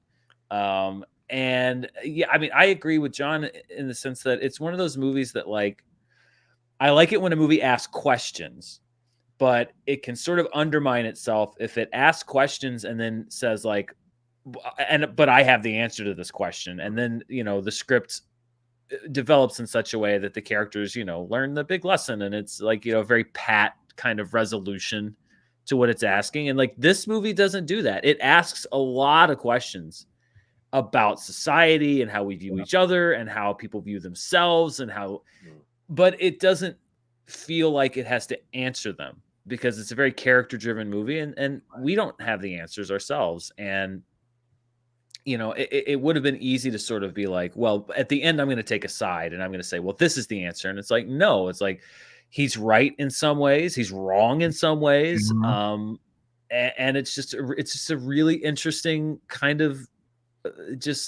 I don't know. It's like you're kind of on a ride. It's kind of taking you on a ride with this guy, and you're not necessarily going to arrive at like the big aha moment where he figures his life out. But it's about trying to figure those questions out. And I really enjoyed it. And he's really, really. I mean, the whole cast is good, but he's great. It also does feel like it could be like the pilot of a really great television show. Oh yeah. I mean? You know what I mean? Like it's like an HBO show. It feels like it could be like the first episode of, oh my God, I want to watch these characters like forever. So I asked you guys, what do you think in general about a lot of the movies and TV shows that we've been talking about so far? Do you agree? Do you disagree? Are you curious if we're going to talk about the one you want us to talk about? Make sure you comment and let us know. And before we move on, I'm going to come back with a television show. I want to tell you, I'm excited that Joy Mode is back. Hell yeah. Joy Mode. You need it. Hey, you go to the gym and you take some of that stuff to go to the gym, the electrolytes or whatever the hell you're taking. Well, Joy Mode, you need it for sex. That's right. It's Joy Mode. Let's talk about it. All right. You know as well as I do, you've been standing at that gas station, you look over and you go, oh, sexual pills. I'm going to try one of those. Don't do it. They are not good over there. Not healthy. But Joy Mode is. What is Joy Mode? When you go to the gym and you take something to help you with your workout, it's the same thing with Joy Mode. It's a sexual enhancement performer, man. It's amazing, and it works. The issue is that over-the-counter pill, it contains unregulated chemicals, it suggests unsafe doses, and it includes the risk of several other health problems. That is why we are partnered with our friends over at Joy Mode. I tried it, and man, oh man, it just makes you feel good. It's that extra pep. It's not necessarily a step, but you get what I'm talking about. Whether you're looking to spice up your intimate moments or increase your confidence in the bedroom, Joy Mode makes all natural and science-backed supplements dedicated to helping men perform better across their core functions. Their trademark product, the Sexual Performance Booster, it's every man's solution for increased blood flow, firmness, stamina, and performance. It comes in a palm-sized packet like your favorite electrolyte powder. Simply mix 6 to 8 ounces of water 45 minutes before sexual activity and watch the magic unfold. Literally. Redefine your intimacy and go to usejoymode.com for 20% off with the code BIGTHING. Appropriate. That's 20% off and free shipping with the code BIGTHING at usejoymode.com. Ingredients with integrity. Joy Mode. Joy Mode, baby. That's right. Get yourself some Joy Mode. You'll thank me. All right. Let's move on. We're going to talk about some other things here. Let's talk about I'm trying to write that number down. Hold on. I'll send you a packet. It's the best. So this is a TV show that I was taking a little bit to watch, but I finally did. And well, I guess that's not true where it comes to the first season more so. The second season, I made sure that I waited a week and then watched it. And that is the best show of the year, and that's The Bear season 2. It is. I love this show so much. I've been a Jeremy Allen White fan. I think he is next level from this and probably another movie that we'll talk about in a little bit. This show is indeed a comedy, but it is also a drama. And the episode where it's a Christmas episode and Jamie Lee Curtis, who plays his wife, it is one of the best episodes of television I've ever seen in my life. I walked out of that because it's also, the show is normally about 25 minutes, maybe half an hour. This episode was close to an hour. It's very much shot like a film. It almost feels like a one shot the entire time it's filmed. But I walked out. I was watching it in my room, and my wife watched season 1 with me. She watched 2, and I walked out and I said, I just watched maybe one of the best episodes of television. That and like Pine Barrens from Sopranos. Like I couldn't believe it. And the acting clinic, the emotion, like I care so much about all these characters. I love this show so much. John, I know you feel similar. Yeah, this was one that was also recommended to me. I skipped the first season because I was like, well, because Lady Outlaw, who was a chef, she was like, I don't want to go back and watch this again. Kind of like when I get PTSD watching the Barry scenes where they're in acting class. I can't handle any of those scenes. She felt the same way about The Bear, but I forced her to watch it, and we fell in love with the show, got ready for season 2, and season 2 knocked us on our ass. I mean, like on our asses, and elevating, going to the next level of the show is so difficult, especially when a season 1 has been as excellent as a season 1 was for this show. And they did it. Fishes is the episode you're talking about. And then the episode afterwards, Forks, with the ending with him and Olivia Colman having that conversation. Good God Almighty. Those 2 episodes, you could argue, are the best 1-2 episodes ever of any show made, like back-to-back episodes of any show ever made, because of the acting and the performances here. But also, the high wire act of tension. Any of us, and I'm sure there are a lot of you who are watching or listening to us, have been in those situations with your family where you feel like you're a cat walking on an electric line the whole time, trying to navigate how not to cause drama, but being unable to stop causing drama, and how do you deal with the drama and everything that comes around it. And I just thought that was a great episode. But the story overall about this kid who wants to start this restaurant, driven by the death of his brother. What can he do with it? Can he be successful? And then the great diverse cast that you have in this thing, with each of them having their own journeys, their own emotional things they're going through that you connect to and care about and can feel a universality of it all. I think it's just genius, just absolute genius. The cast, dude, the cast that's in that Fishes episode is out of control. 100%. Did you, Dan, did you get a chance to watch this show? No, and I'll tell you, it's partly because of what John was saying. The fans of the show, I think they love it a little bit too much. Because when I have time to watch TV, a lot of times I'm just like, I'm looking to sort of chill or whatever else. And like the only thing I ever hear anyone say about The Bear is like, oh my God, it's amazing. It's the most anxiety I've ever had watching a show. I've never felt more. I have sweaty palms and my heart was racing for an hour. I've never felt more anxious ever. And I'm just like, that sounds great, but I don't want to do that. Like, I'm looking to relax. I'm not looking to get put through something. So it's always a show that like, yeah, we got to watch it sometime, but then we have time. We're like, do you want to watch The Bear? I'm like, I'm already stressed out. I don't need to be stressed out more. So I need to watch it, but I haven't watched it yet. I think that if you can handle Succession, you can handle The Bear. Yeah, there's more to it than that. But that's like the big thing that everyone says. Totally. Like, I mean, look, I've talked about it pretty openly. I lost my brother back in 2018, and Ellis saw the show, and he was like, "Look, it's a really good show, but just be prepared." Right. And like, in that part of it, it's like, yeah, but and I think people who in general in that loss will hit you, especially with family and complicated relationships that you have with family in general, as we're talking about that with the Fishes, that's kind of an overall theme with The Bear. But I just think that you care about the character so much. And there are a lot of funny moments. Oliver Platt is so good in it also. But yeah, so it's one of those ones. But Dan, we'll go to you now, man. You got some movies you want to talk about? What do you got? It's just coming out. Well, as we're doing this, it's coming out this week. Maestro. Okay. Which has been in limited release, I think. Yeah. But it hits Netflix this week. Really like this movie. I was a little on edge about it. It's sort of like what I called Bohemian Rhapsody when I first saw the trailers. I called it. It looked like it could be a wig and teeth movie, which is basically where it's like the prosthetic is the performance, and it's like they're kind of going off of like. And I thought Rami Malek was great. I was just worried that that's what Bohemian Rhapsody was going to be. And this one with the makeup and everything, the prosthetics for Bradley Cooper, I'm like, well, he's sort of kind of going for the kind of empty biopic and then coasting off of the look at the makeup. It's not that at all. Leonard Bernstein, musical genius, and people know that his work was genius. And so like, there wasn't that scene where like, he's like sitting at the piano, like trying to think of a musical, and somebody walks by snapping their fingers in the hallway. And he's like, I have a great idea. And then he writes West Side Story, which you could probably make that version and get away with it. Sure. It's so much more about like the price. Again, there's so many movies this year that have a connection to each other. It's similar to Oppenheimer in that it is very much about the price of genius and the burden of it and the toll it takes on the other people in your life. And that's really a big part of the focus. Carey Mulligan plays his wife. She's great.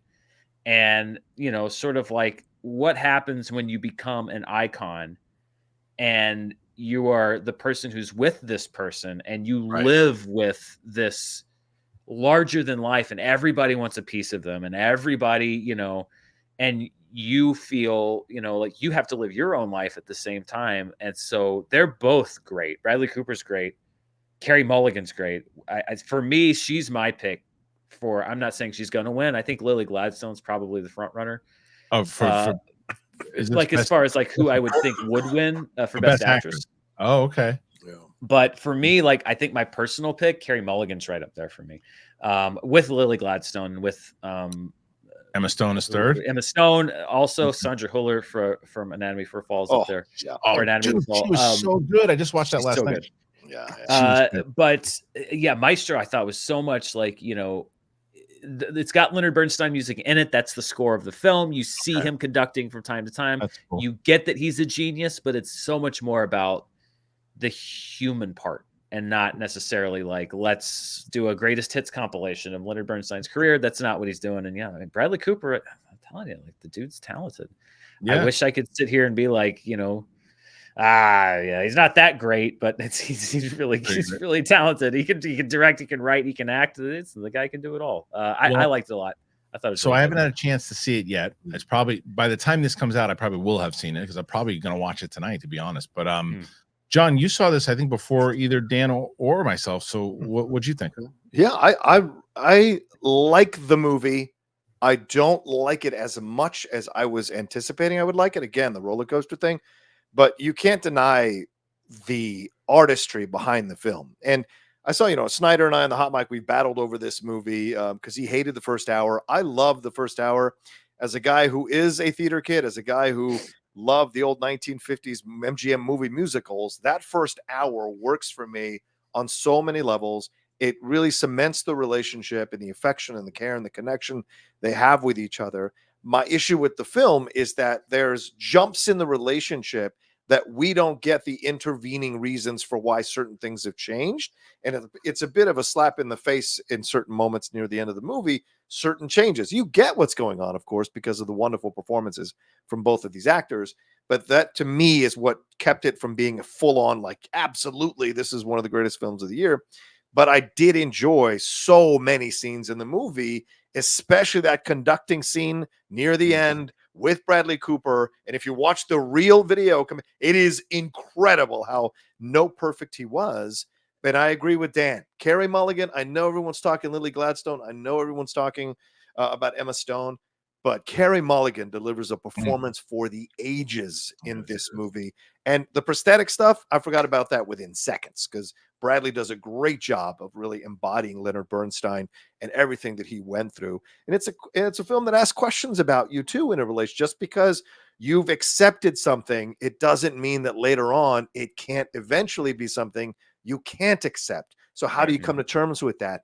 And long-term relationships, what are the hills and valleys? How do you stay together and why? And so there's so much here that I think is to be explored despite my criticisms. There's so much here to enjoy visually and performance-wise as a movie. I look forward to seeing it. Like I said, my wife, that's the one my wife really wants to see. And that's probably I've been doing a rewatch because my daughter now is 12 and is very much into Stranger Things. And now we're watching. So we just finished, we're watching season 2 now. I'm watching the whole entire series with her again. So I have to balance out when I watch a movie with my wife and then when I watch Stranger Things with my kid. So, okay. So John, why don't we stay with you, man? And we can actually, if you want to jump to TV, you can, but if you want to stick with movies, then stick with movies. Why don't you pick whatever you want? I will say a TV thing real quick because I don't know if either of you can chime in on this. I think I know where you're going. Yeah. And I hope my Star Wars loving friend doesn't kick me off the show, but I got to talk about Star Trek Strange New World season 2. That was one of the best seasons of Star Trek television I've ever seen. And that's coming right after one of the greatest seasons of Star Trek television I've ever seen in Picard season 3.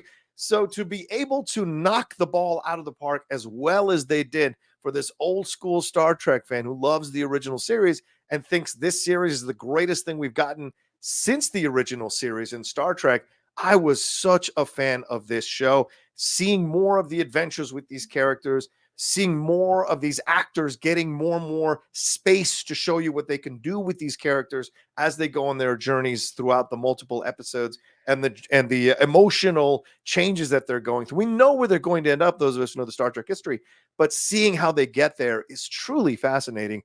Great Spock stuff going on here. So much about what happened with Noonan Singh and Kirk, the Paul Wesley and Kristian Chung. That episode is the greatest episode of the season, in my opinion, when they go back in time and have everything that they go through. But just a stellar cast delivering wonderful performances, some great writing. There wasn't a boring episode in the whole series, and they actually made a musical episode work in Star Trek, which I had no expectations that was going to work, and it got me. So top to bottom, this is quietly one of the best seasons of Star Trek television ever, and I would put it up there against anything you got. So yeah, I can't speak on this at all. Yeah. Was Picard season 3 this year? I think it was like, wasn't it right at the beginning of this year? Or yeah, that might have been. Oh, so. if it was this year, then I definitely should have put that on my list because I sadly haven't seen Strange New Worlds. So Picard season 3, holy crap! Yeah, it was this year, earlier this year. Yes, I'm looking at. Oh wow, well, then that should have been on my April. list. Or well, I can wait to talk about it. I'll pick that next because I need to see Strange New Worlds. I really do. But I'll save my Picard season 3 stuff for later because I didn't realize, I forgot that was this year. It's been a long year. Listen, guys, it's been a long year. I understand, but it goes back to what John was saying earlier, right? There's just some stuff that you resonate with, and there's other stuff that you don't. And I don't, and it's not one of these things for me that I'm going, oh God, Star Trek. It's like, no, I respect it. Like, it's funny because I think, and you guys both as Star Trek guys, the J.J. Abrams ones, I know the J.J. Abrams 1 and 2 are more Star Warsy than they are Star Trek, but I feel like Beyond was the most Star Trek, and that was Justin Lin, right? So, that was the one to me that I actually thought was really, really good. It was the most, that and Khan, I think, were the 2 Star Trek movies more so that I responded to. But everybody tells me about Picard. Everybody, the last season, everybody tells me about this strange New Worlds. Is that what it's called? Yeah, Strange New Worlds. Yeah. So I've heard about it, but I just, because people keep asking me, are you gonna watch that? I'm like, it's just not. It just can't do it. You know, some people don't like courtroom dramas. You know, some people don't like horror films. I just can't do it. I don't know why it is, but I can't do it. I know. But what I can do is I can jump to another movie here. And I'm going to go and I'm going to bring up, as you said before, I think this will probably be the last time we talk positive about Marvel this year, and that's Guardians of the Galaxy Volume 3. Yeah. I love this movie. I liked the first Guardians a lot. Saw the second movie, and at the time I saw it, I didn't love it. I stand by the fact that I think too many people are getting jokes handed out here and there. Everybody gets a joke. You get a joke. But I think I revisited it recently, and I actually think that there's an emotional core that actually works very well in that film, more than I gave it credit to originally, but I still think it's fine. The third one, in what they do with Rocket and how you really care about him, and just the way that it gets dark at times too in this film, and it's a great bow to this trilogy, and they didn't have to make it, because right now one of the criticisms with the MCU is how sloppy it's getting with the whole multiverse thing, and they didn't have to deal with that. They didn't have to worry about it. It wasn't about that. It was like the last of like the old regime kind of closing out their storyline, and James Gunn kind of giving his goodbye to Marvel and doing it, and he didn't half-ass it. He delivered on characters that really gave him a stamp in the first place. There's some, I mean, they said there was going to be an F-bomb in the movie, and I was like, oh, they're just doing it because it's James Gunn, but it worked so well. I just think James Gunn right now with the Suicide Squad, Guardians 3, and Peacemaker is in his groove. And I think it's a good thing for DC fans, because if this isn't any indication, like I liked what they did with Namora. I liked what they did with all the characters. They all had that was my criticism in 2. They all just seemed to kind of be there telling jokes. They all had something to do, and they all had an arc in this one. So I really dug this movie. I don't know what you guys felt about it. John, what'd you think?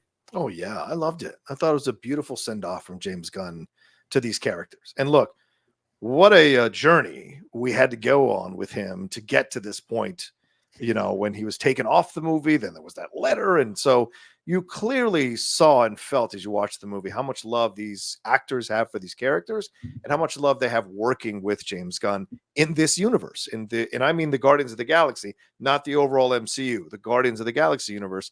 It's very singularly James Gunn's approach to this Marvel project. And I thought this film carried so much emotion. I mean, I can't count how many times I teared up or got crazy emotional with Rocket Raccoon when he was a younger version, and the high evolutionary what he's going through. How many of us have experienced mentors or parents or people who are older than us, like trying to make us go through these things, trying to make us understand and learn these things, and pressuring us and judging us, and how much of that feeds our feelings of insecurity and low self-esteem when we're tackling big projects.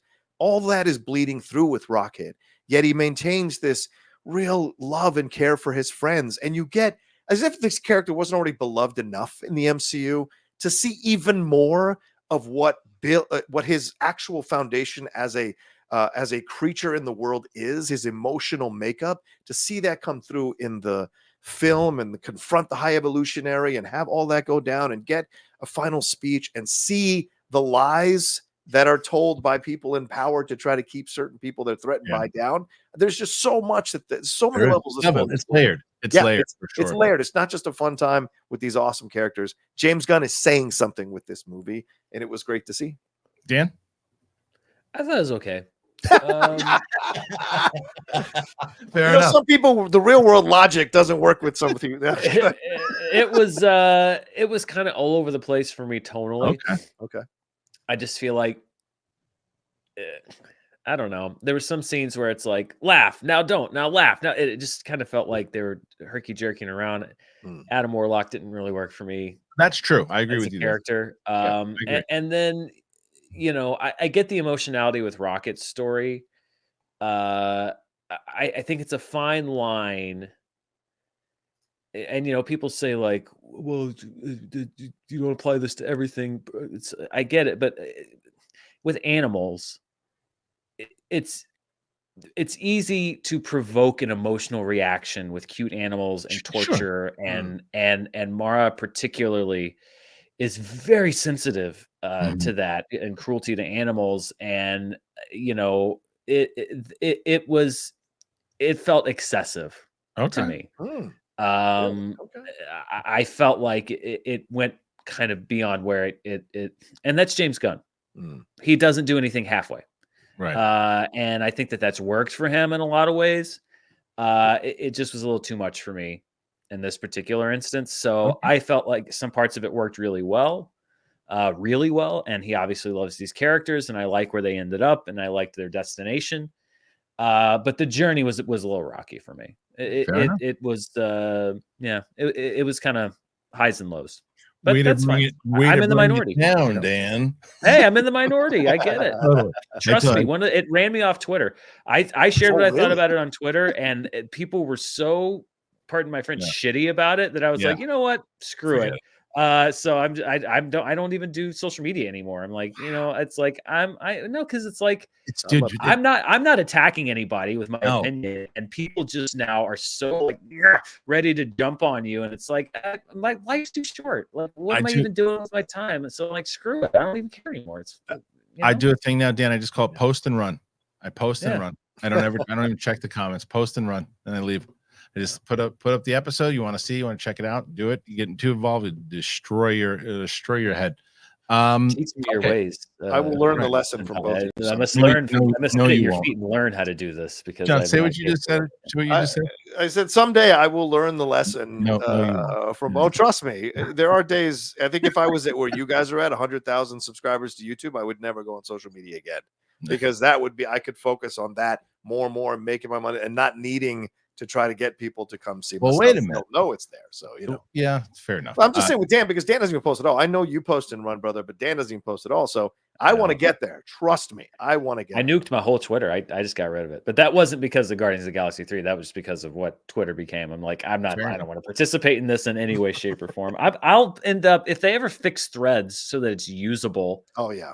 Then I probably would be on there more, but it's like, I go on there and I'm reading 85 things from people I have no idea who they are, and it's like, no, so eventually I'll probably get back on there. It's nice, actually. It's a nice little. Well, you get this. You get to choose one that you didn't like that one, but you get to choose one that you do like. So what do you want to talk about next? Well, you know what? Let's stay with Marvel, not the MCU proper, but Spider-Man Across the Spider-Verse. Great call. Which I feel like came out so long ago that people sort of forgot about it in a weird way. But I really liked the movie. I know the cliffhanger rubbed some people the wrong way, and it was a little abrupt, but at the same time, at the time, actually, it didn't bother me, because I'm like, well, the next one's coming out next year. Who cares? And now, not so much. But I liked the movie. because it wasn't just like, all right, let's do more of what worked in the first movie. I mean, most of the characters that you love from the first movie aren't even in this one. Like Spider-Ham's not in it. Spider-Man Noir, like the whole team basically, except for Gwen, isn't in the movie. And it's very much its own thing. And it's about, you know, the same themes from the first movie, but an escalation of that. And you continue on Miles's journey. And it hits all the Spider-Man stuff about responsibility and sacrifice and everything that the great Spider-Man movies hit, but it's also so well done.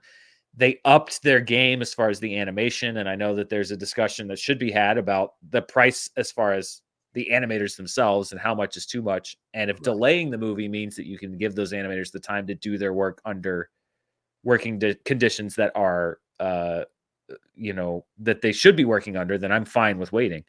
But I felt like they escalated the form and the different types of animation. So technically, I thought it was incredible. From a story level, I loved it. I liked where they went with the characters, and I'm excited to see, you know, if they can get this third movie the way they got the first two, this is going to be a great trilogy.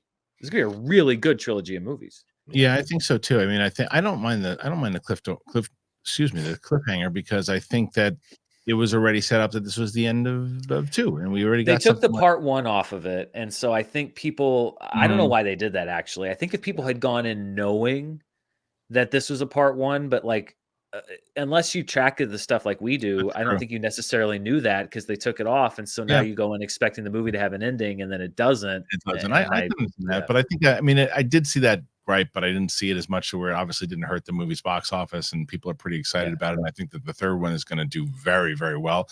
And I think the lack of I think the time jump or how much delay that we're going to have, I actually think it's going to be beneficial to the film.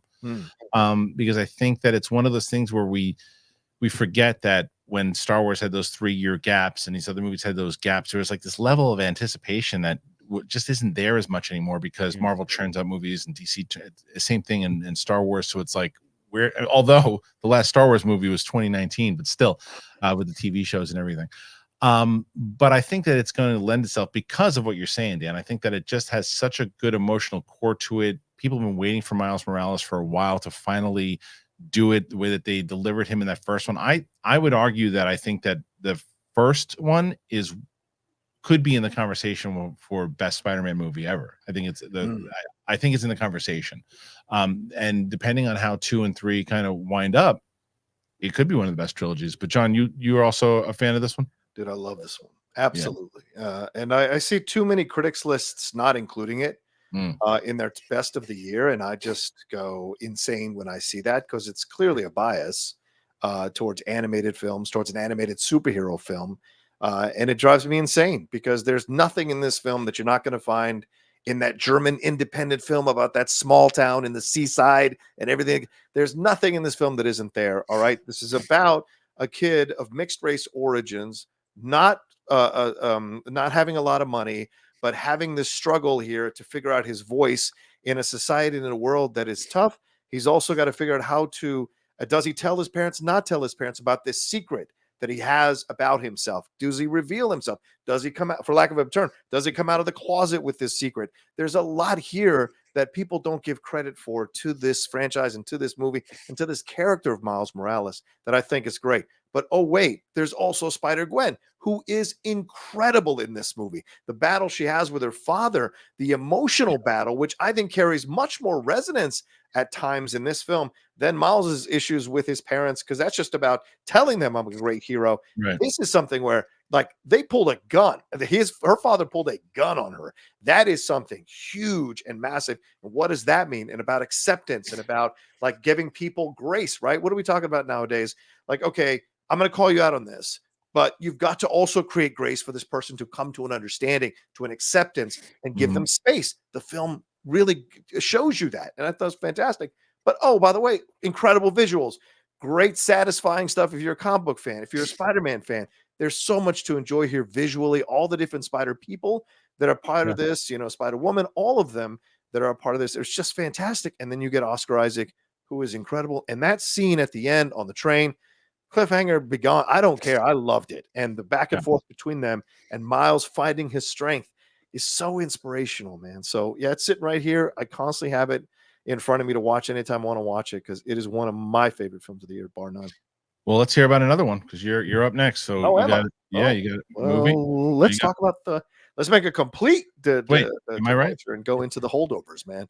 Yeah, right. The holdovers. Oh, dude, listen, I'm no blue blood. I didn't grow up in no rich ass area, going to no college in Massachusetts or wherever it was in New England, but I connected to this film so strongly. Dominic Senna's performance, talk about new actors who come out of nowhere and really delivering a career-defining performance that's going to lead him to so many more years of work, is so good in this movie. And Paul Giamatti delivering, maybe, as we said with Jeffrey Wright, this may also be Paul Giamatti's greatest performance ever. He is so touching. He is so interesting. He's so nuanced, and you initially don't like him because you know teachers like this. You had teachers like this, but you see the humanity of him as the film goes along. And then Divine Joy Randolph, who's incredible and clearly the front runner to win Best Supporting Actress. It'll be her and Daniel Brooks, I imagine, battling it out.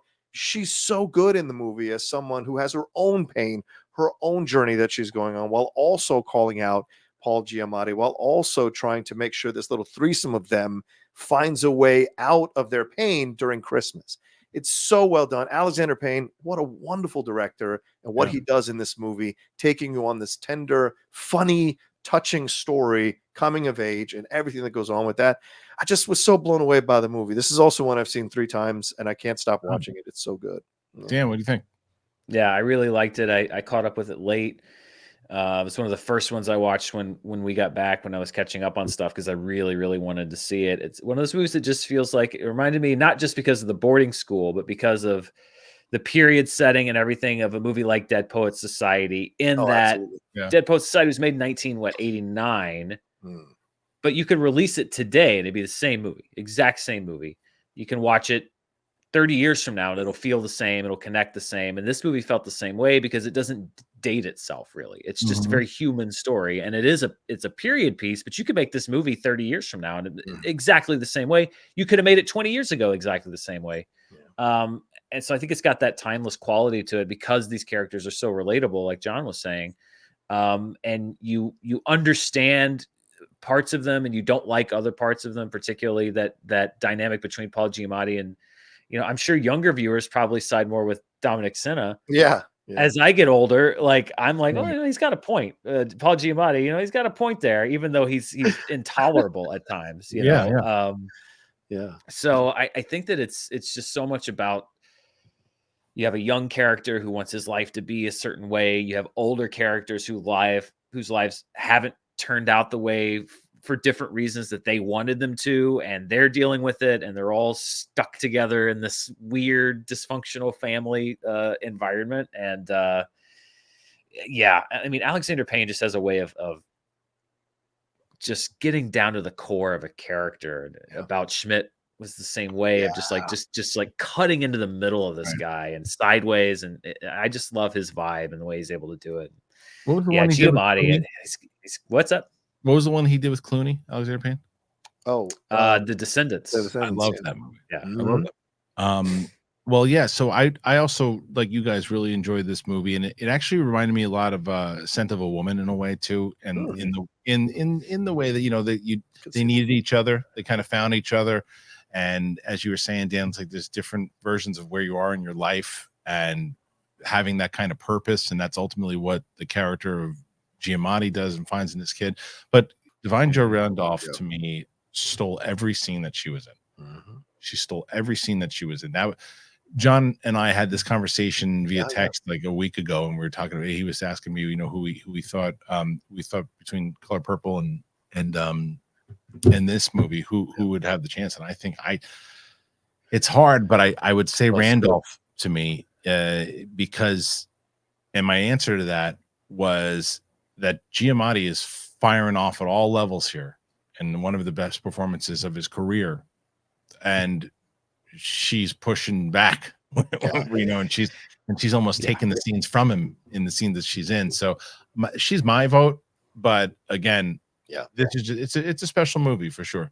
if you that scene where he walks in and she's watching the Newlywed Game, and he's like, "What's this?" And that like contempt that she has because he's just so out of touch. And he's like, "What's this?" And she's like, "It's the Newlywed." Like, and just like having to explain the Newlywed Game to this uptight dude that she doesn't really, at that point in the story, doesn't really even care about that much. But she does it so kind of subtly, and it's just very real. That's why I think it's going to be tough between Divine Joy Randolph and Danielle Brooks, because Danielle Brooks is coming in at the end of the race, you know, right at Christmas, and also like Sophia, that performance is she's great. Which one? It's a big, what's that? Which one? Sophia? In The Color Purple. She's the daughter-in-law. She's the one who's Danielle Brooks' Ceely's confidant, you know, who marries Mr. Sun. Oh, right. Okay. That character is so.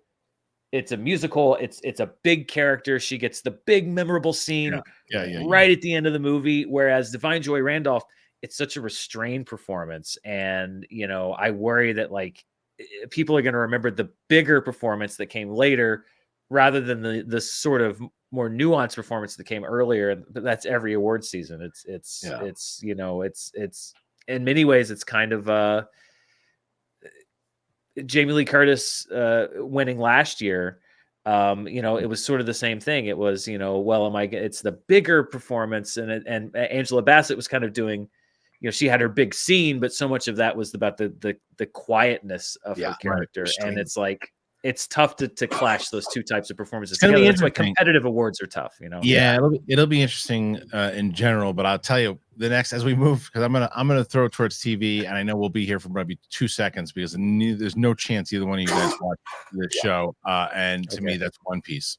I watched it. Did you? Go. Okay.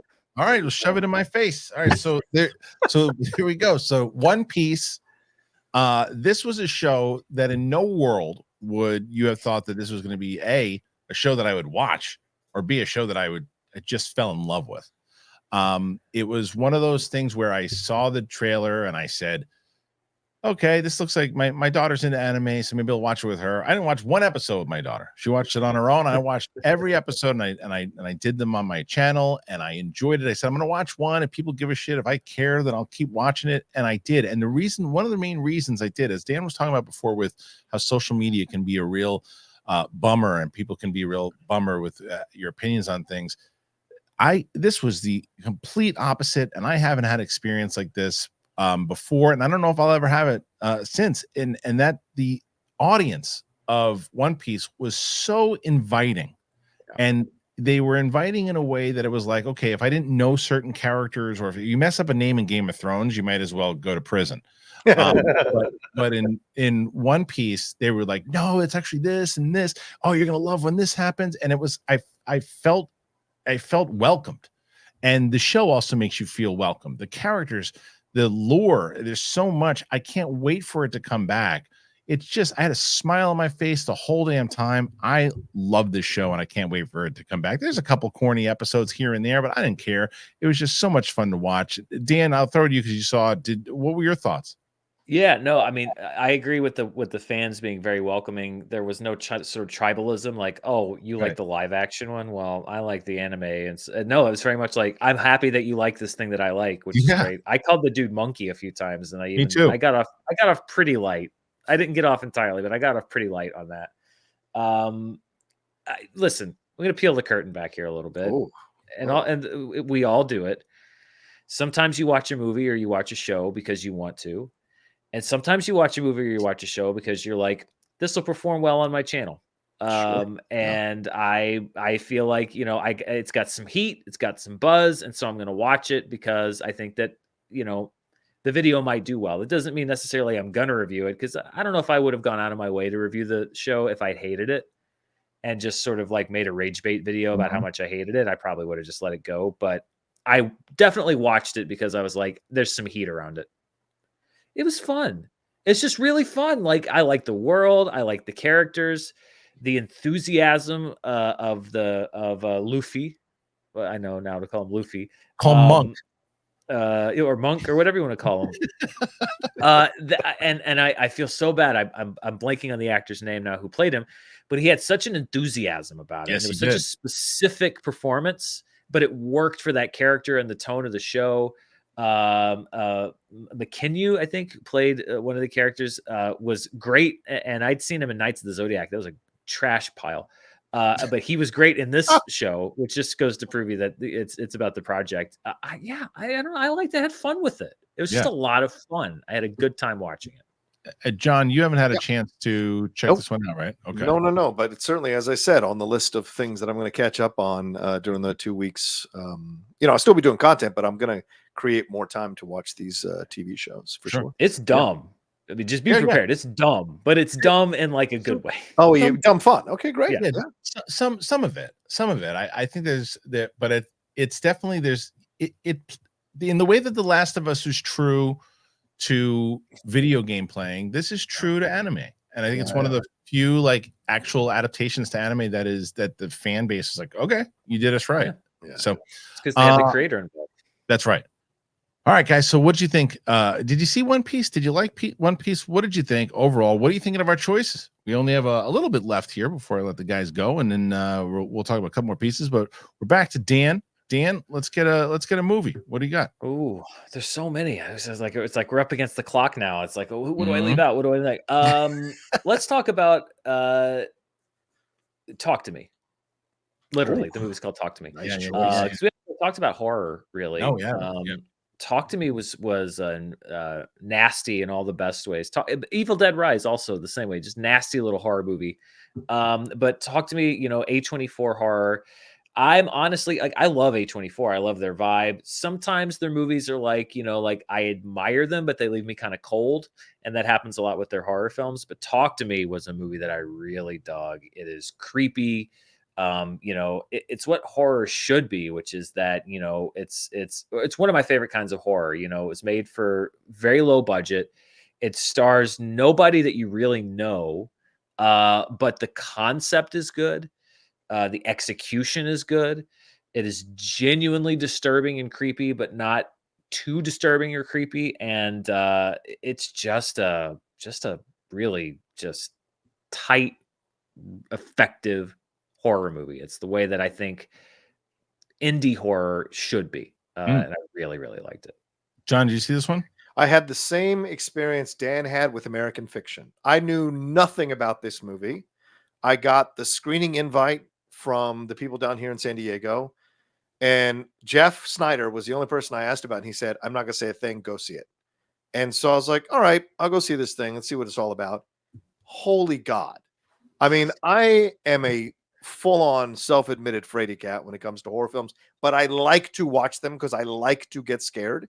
So I was climbing the walls of the theater throughout this whole thing, because growing up Latino and Catholic, messing with devil, messing with the demons, messing with spirits from the, that is like ingrained in us growing up, and it scares the heck. No horror here scares me more than kind of messing with spirits and demons and things from another plane or another world. And I was blown away. It was such a simple premise, yet a brilliant premise.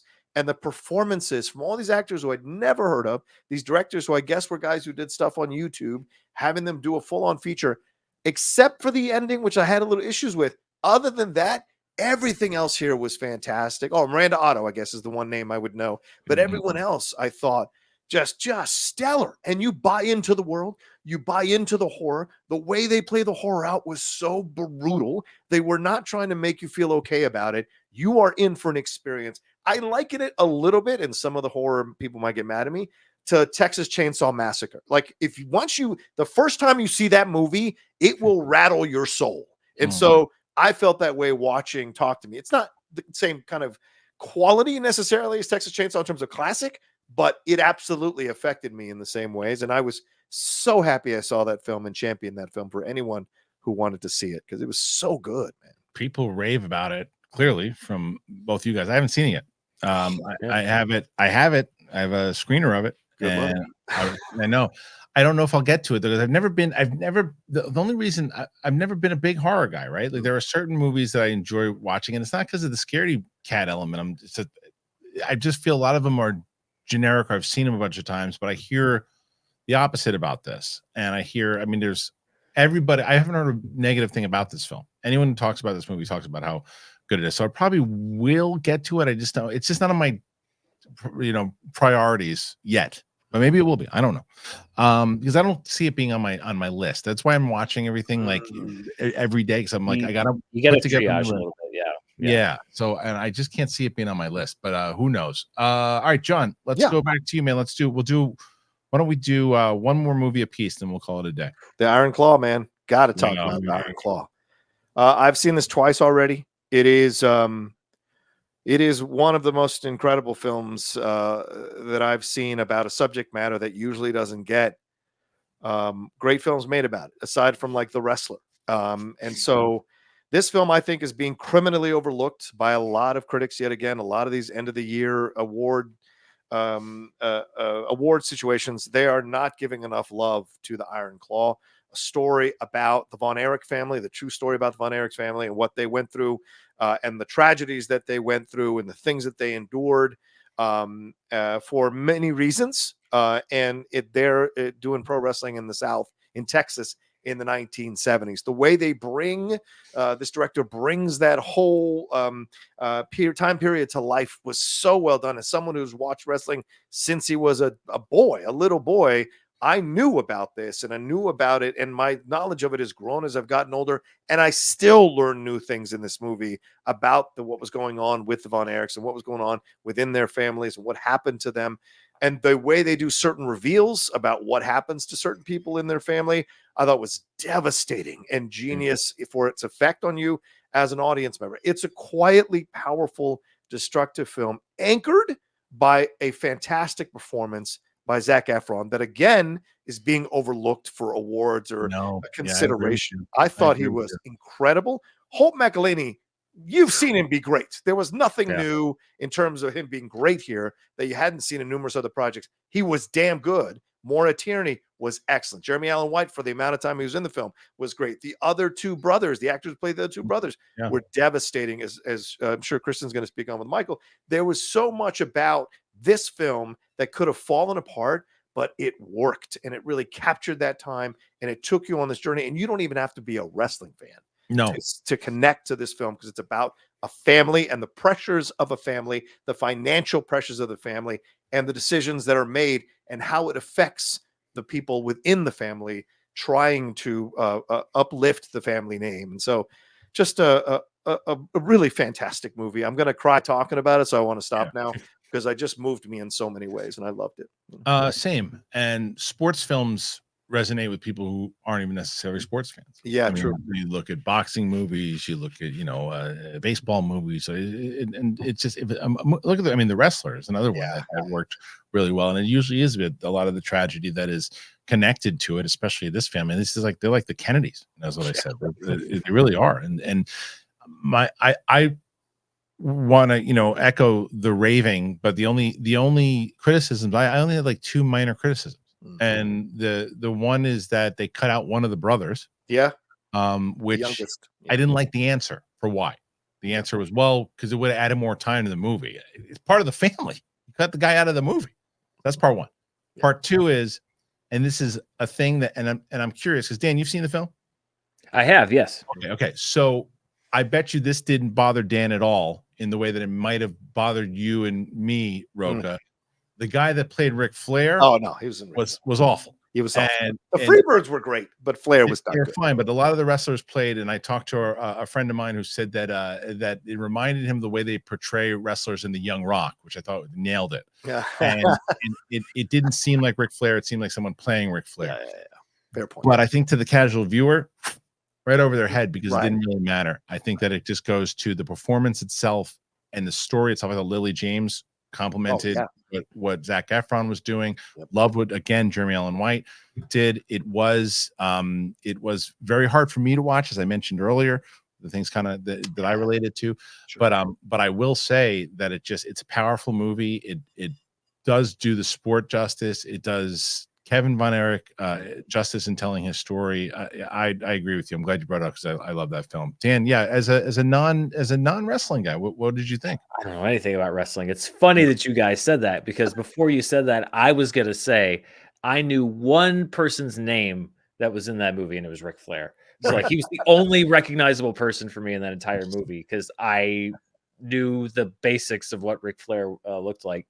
Yeah, no, I mean it's Holt McCallany for me was, I mean, the entire cast was great, but it was, you know, I didn't relate to it on the sport level or from a knowledge level of knowing anybody involved. It was very much more about, you know, for me, it was I think the youngest brother, the one who was not cut out for it, and Michael. Yeah. wants to be an artist, and that pressure, that pressure and that idea of expectation, and it so transcends wrestling. And, you know, I feel like people would write it off as like, oh, well, I'm not going to like that movie if I don't like wrestling. No, because it's just, it's so much more than that. And it's about that dynamic and love, and how you can try to, how you you think you're helping these people you love, but you're just doing nothing but harm for them, and projection. And there's so much going on, and it's such a complex story. And generational trauma.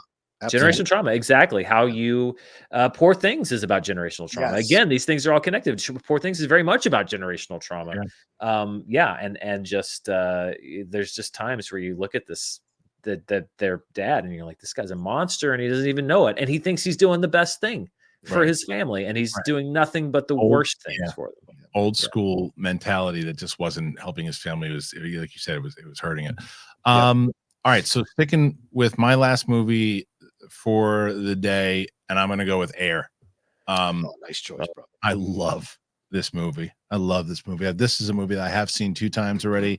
I'll probably see it again. It was so nice to see Ben Affleck back in form directing. The dynamic between him and Damon obviously hasn't gone anywhere. Great performances by Chris Tucker. There's a lot going on in this movie, and Viola Davis, obviously, who I think you speak about overlooked. I think she was overlooked. I think she was so good in this movie as well. The problem is this movie came out so early, and it did. I don't think it did very well, but it should have. It's fantastic, and it's another one of those. And Chris, what's his Chris? Chris Tucker? No, Chris Messina. Chris Messina. Chris Messina. Oh, he's great. He's so good. He picks up where what's his Ari from Entourage left off. He's great. But yeah, Dan, what do you think of Air? Oh, I really liked it. Yeah, I thought it was you know, again, it's you kind of roll your eyes at the idea, and you can see the cheap version of that movie. But that, you know, and I know that it was briefly co-opted, but that doesn't take any of the power out of that scene. And I don't care if it's real or not. The scene where they're pitching to Jordan and Matt Damon just stops it, and he's like, let me break it down for you. And he just breaks down literally Michael Jordan's future.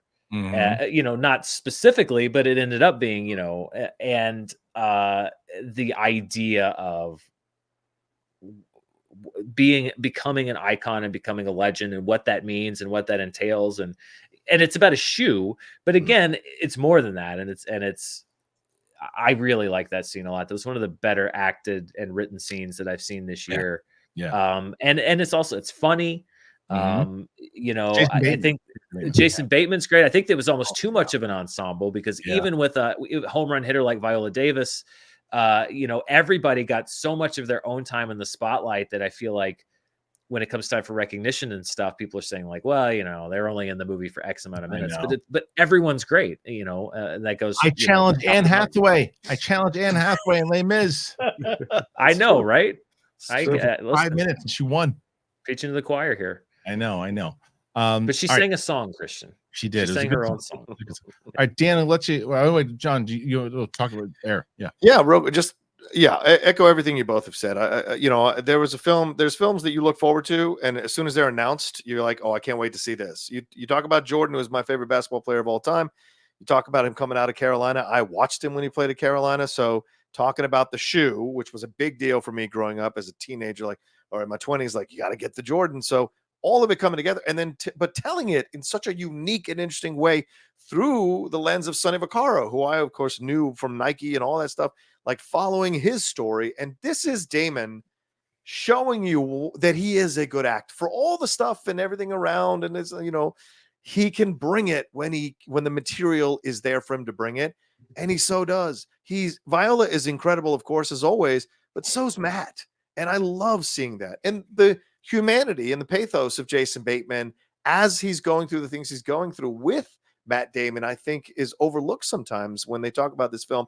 It doesn't work without Bateman being this kind of other side of Damon and countering some of the things and questioning Damon and pushing him and also being worried about him. And that scene, as you said, the monologue where he explains things to Jordan, that monologue where Jason Bateman says, "What do you mean? We've all been doing things for you, and let me lay it all out for you, and let me lay you out what the stakes are while you're taking a chance on our entire company," is so well done. Of course, Ben Affleck doing Greatest Phil Knight was just like he did in Last Duel, having a fun, showy or pop-up role. It's great. But the direction, there's such a confidence here in this direction, and it completely works. And by the end, you're just so moved by it and inspired by it. If you want to create something or take a chance on something in the world, this film inspires you to do that. It's the truth. All right, Dan Murrell, close us out. What's the movie we're gonna end today with? I mean, there's so many blockbusters and successful popular films that we haven't talked about. I'm going to do the most me thing ever and end on an international film from France, Anatomy of a Fall. Yeah. I want to talk about The Zone of Interest, but we're not going to end on that one. Yeah. It's a great movie. But Anatomy of a Fall is, if you haven't seen it, is such a great film. It won the Palme d'Or at Cannes this year. And then France decided not to submit it as their choice for best international film. Great decision. Really all you need to know about it is it's right there in the title. A woman's husband falls out of a window, and the movie's about what happened. And I love that. It reminds me a little bit of the what we were talking about with American Fiction. It's not a movie about unraveling the mystery of what happened. It's not a movie about finding the clues to, there's not this big revelatory end sequence that reveals, the actual events. It's very much about, here's this event that happened, and springing out of that event, we are going to reveal the lives of these people. And it's like, it's subjective because, it's very much, it's a legal drama, and you're hearing from people's, there's no eye of God where you see the objective view. It's all through someone else's lens. Well, here's what she thought this conversation meant. Well, here's what he thought this conversation meant. Well, here's through their son's eyes what that conversation meant, or what he saw. And it is, I think if you're going into it as like a whodunit, then you're probably going to be disappointed. But if you're going into it as like a story of this family and a character study, it's so, to me, it was almost like a thriller, because there's revelation after revelation. There's like a 10-minute long argument scene. That's one of the most riveting scenes I've seen this entire year, because you're invested in these characters. And again, I can't remember his name. The kid that plays her son. So good. We want to talk about bias. There's a bias on the part of the awards and the critics groups, everybody, against young actors, because he puts in one of the best supporting performances from any actor. I don't care how old you are this year, and he's not going to get nominated for any major awards for it. He is so good. And Sandra Hüller is great. And it's just a really, for me, some people will watch it and bore them to tears. For me, it was a riveting movie. I loved it so much. I don't know how it could bore you to tears. I just watched this movie last night. I just watched it last night. And Sandra Hüller is, I knew nothing about her, similar to what you guys were talking about before, where you're like, I just kind of went in knowing nothing. I knew obviously from the title, and I think I saw a quick trailer. At one point, I thought Carey Mulligan was in it, so I really didn't know what. So I turned it on. I started watching. I'm like, oh, okay. So I started checking it out, and I was, from the second it starts in the conversation and the things that are going on with the lead up to the event itself, I'm locked in because I cared. And I don't think you're wrong at all, Dan, when you say there's the thriller element. There's thriller element. There is drama. There is courtroom drama. There's a lot. And I do think that they do ask you a little bit to kind of, it is a whodunit in a certain aspect. It's not the focus of it. And no, you might not get the answers that you might be looking for, but by the time you get to that point, then they make you realize, no, it's more about this, because it's kind of, again, I don't want to spoil it, because there's things that happen at the end that normally I'd be like, wait a minute, why'd they do that? But they set it up in a way that I'm like, okay, well, they gave you that, but there's still a little bit of this. You know what I mean? It's like, so I think that she was so good that I was automatically going like, again, because I haven't seen my Maestro yet, so I might change my tune again. Speaking of Carey Mulligan, but I was like, Emma Stone, is it? It's Emma Stone, or it's Lily Gladstone? It could be. And then I'm like, well, shit, man, she was so natural.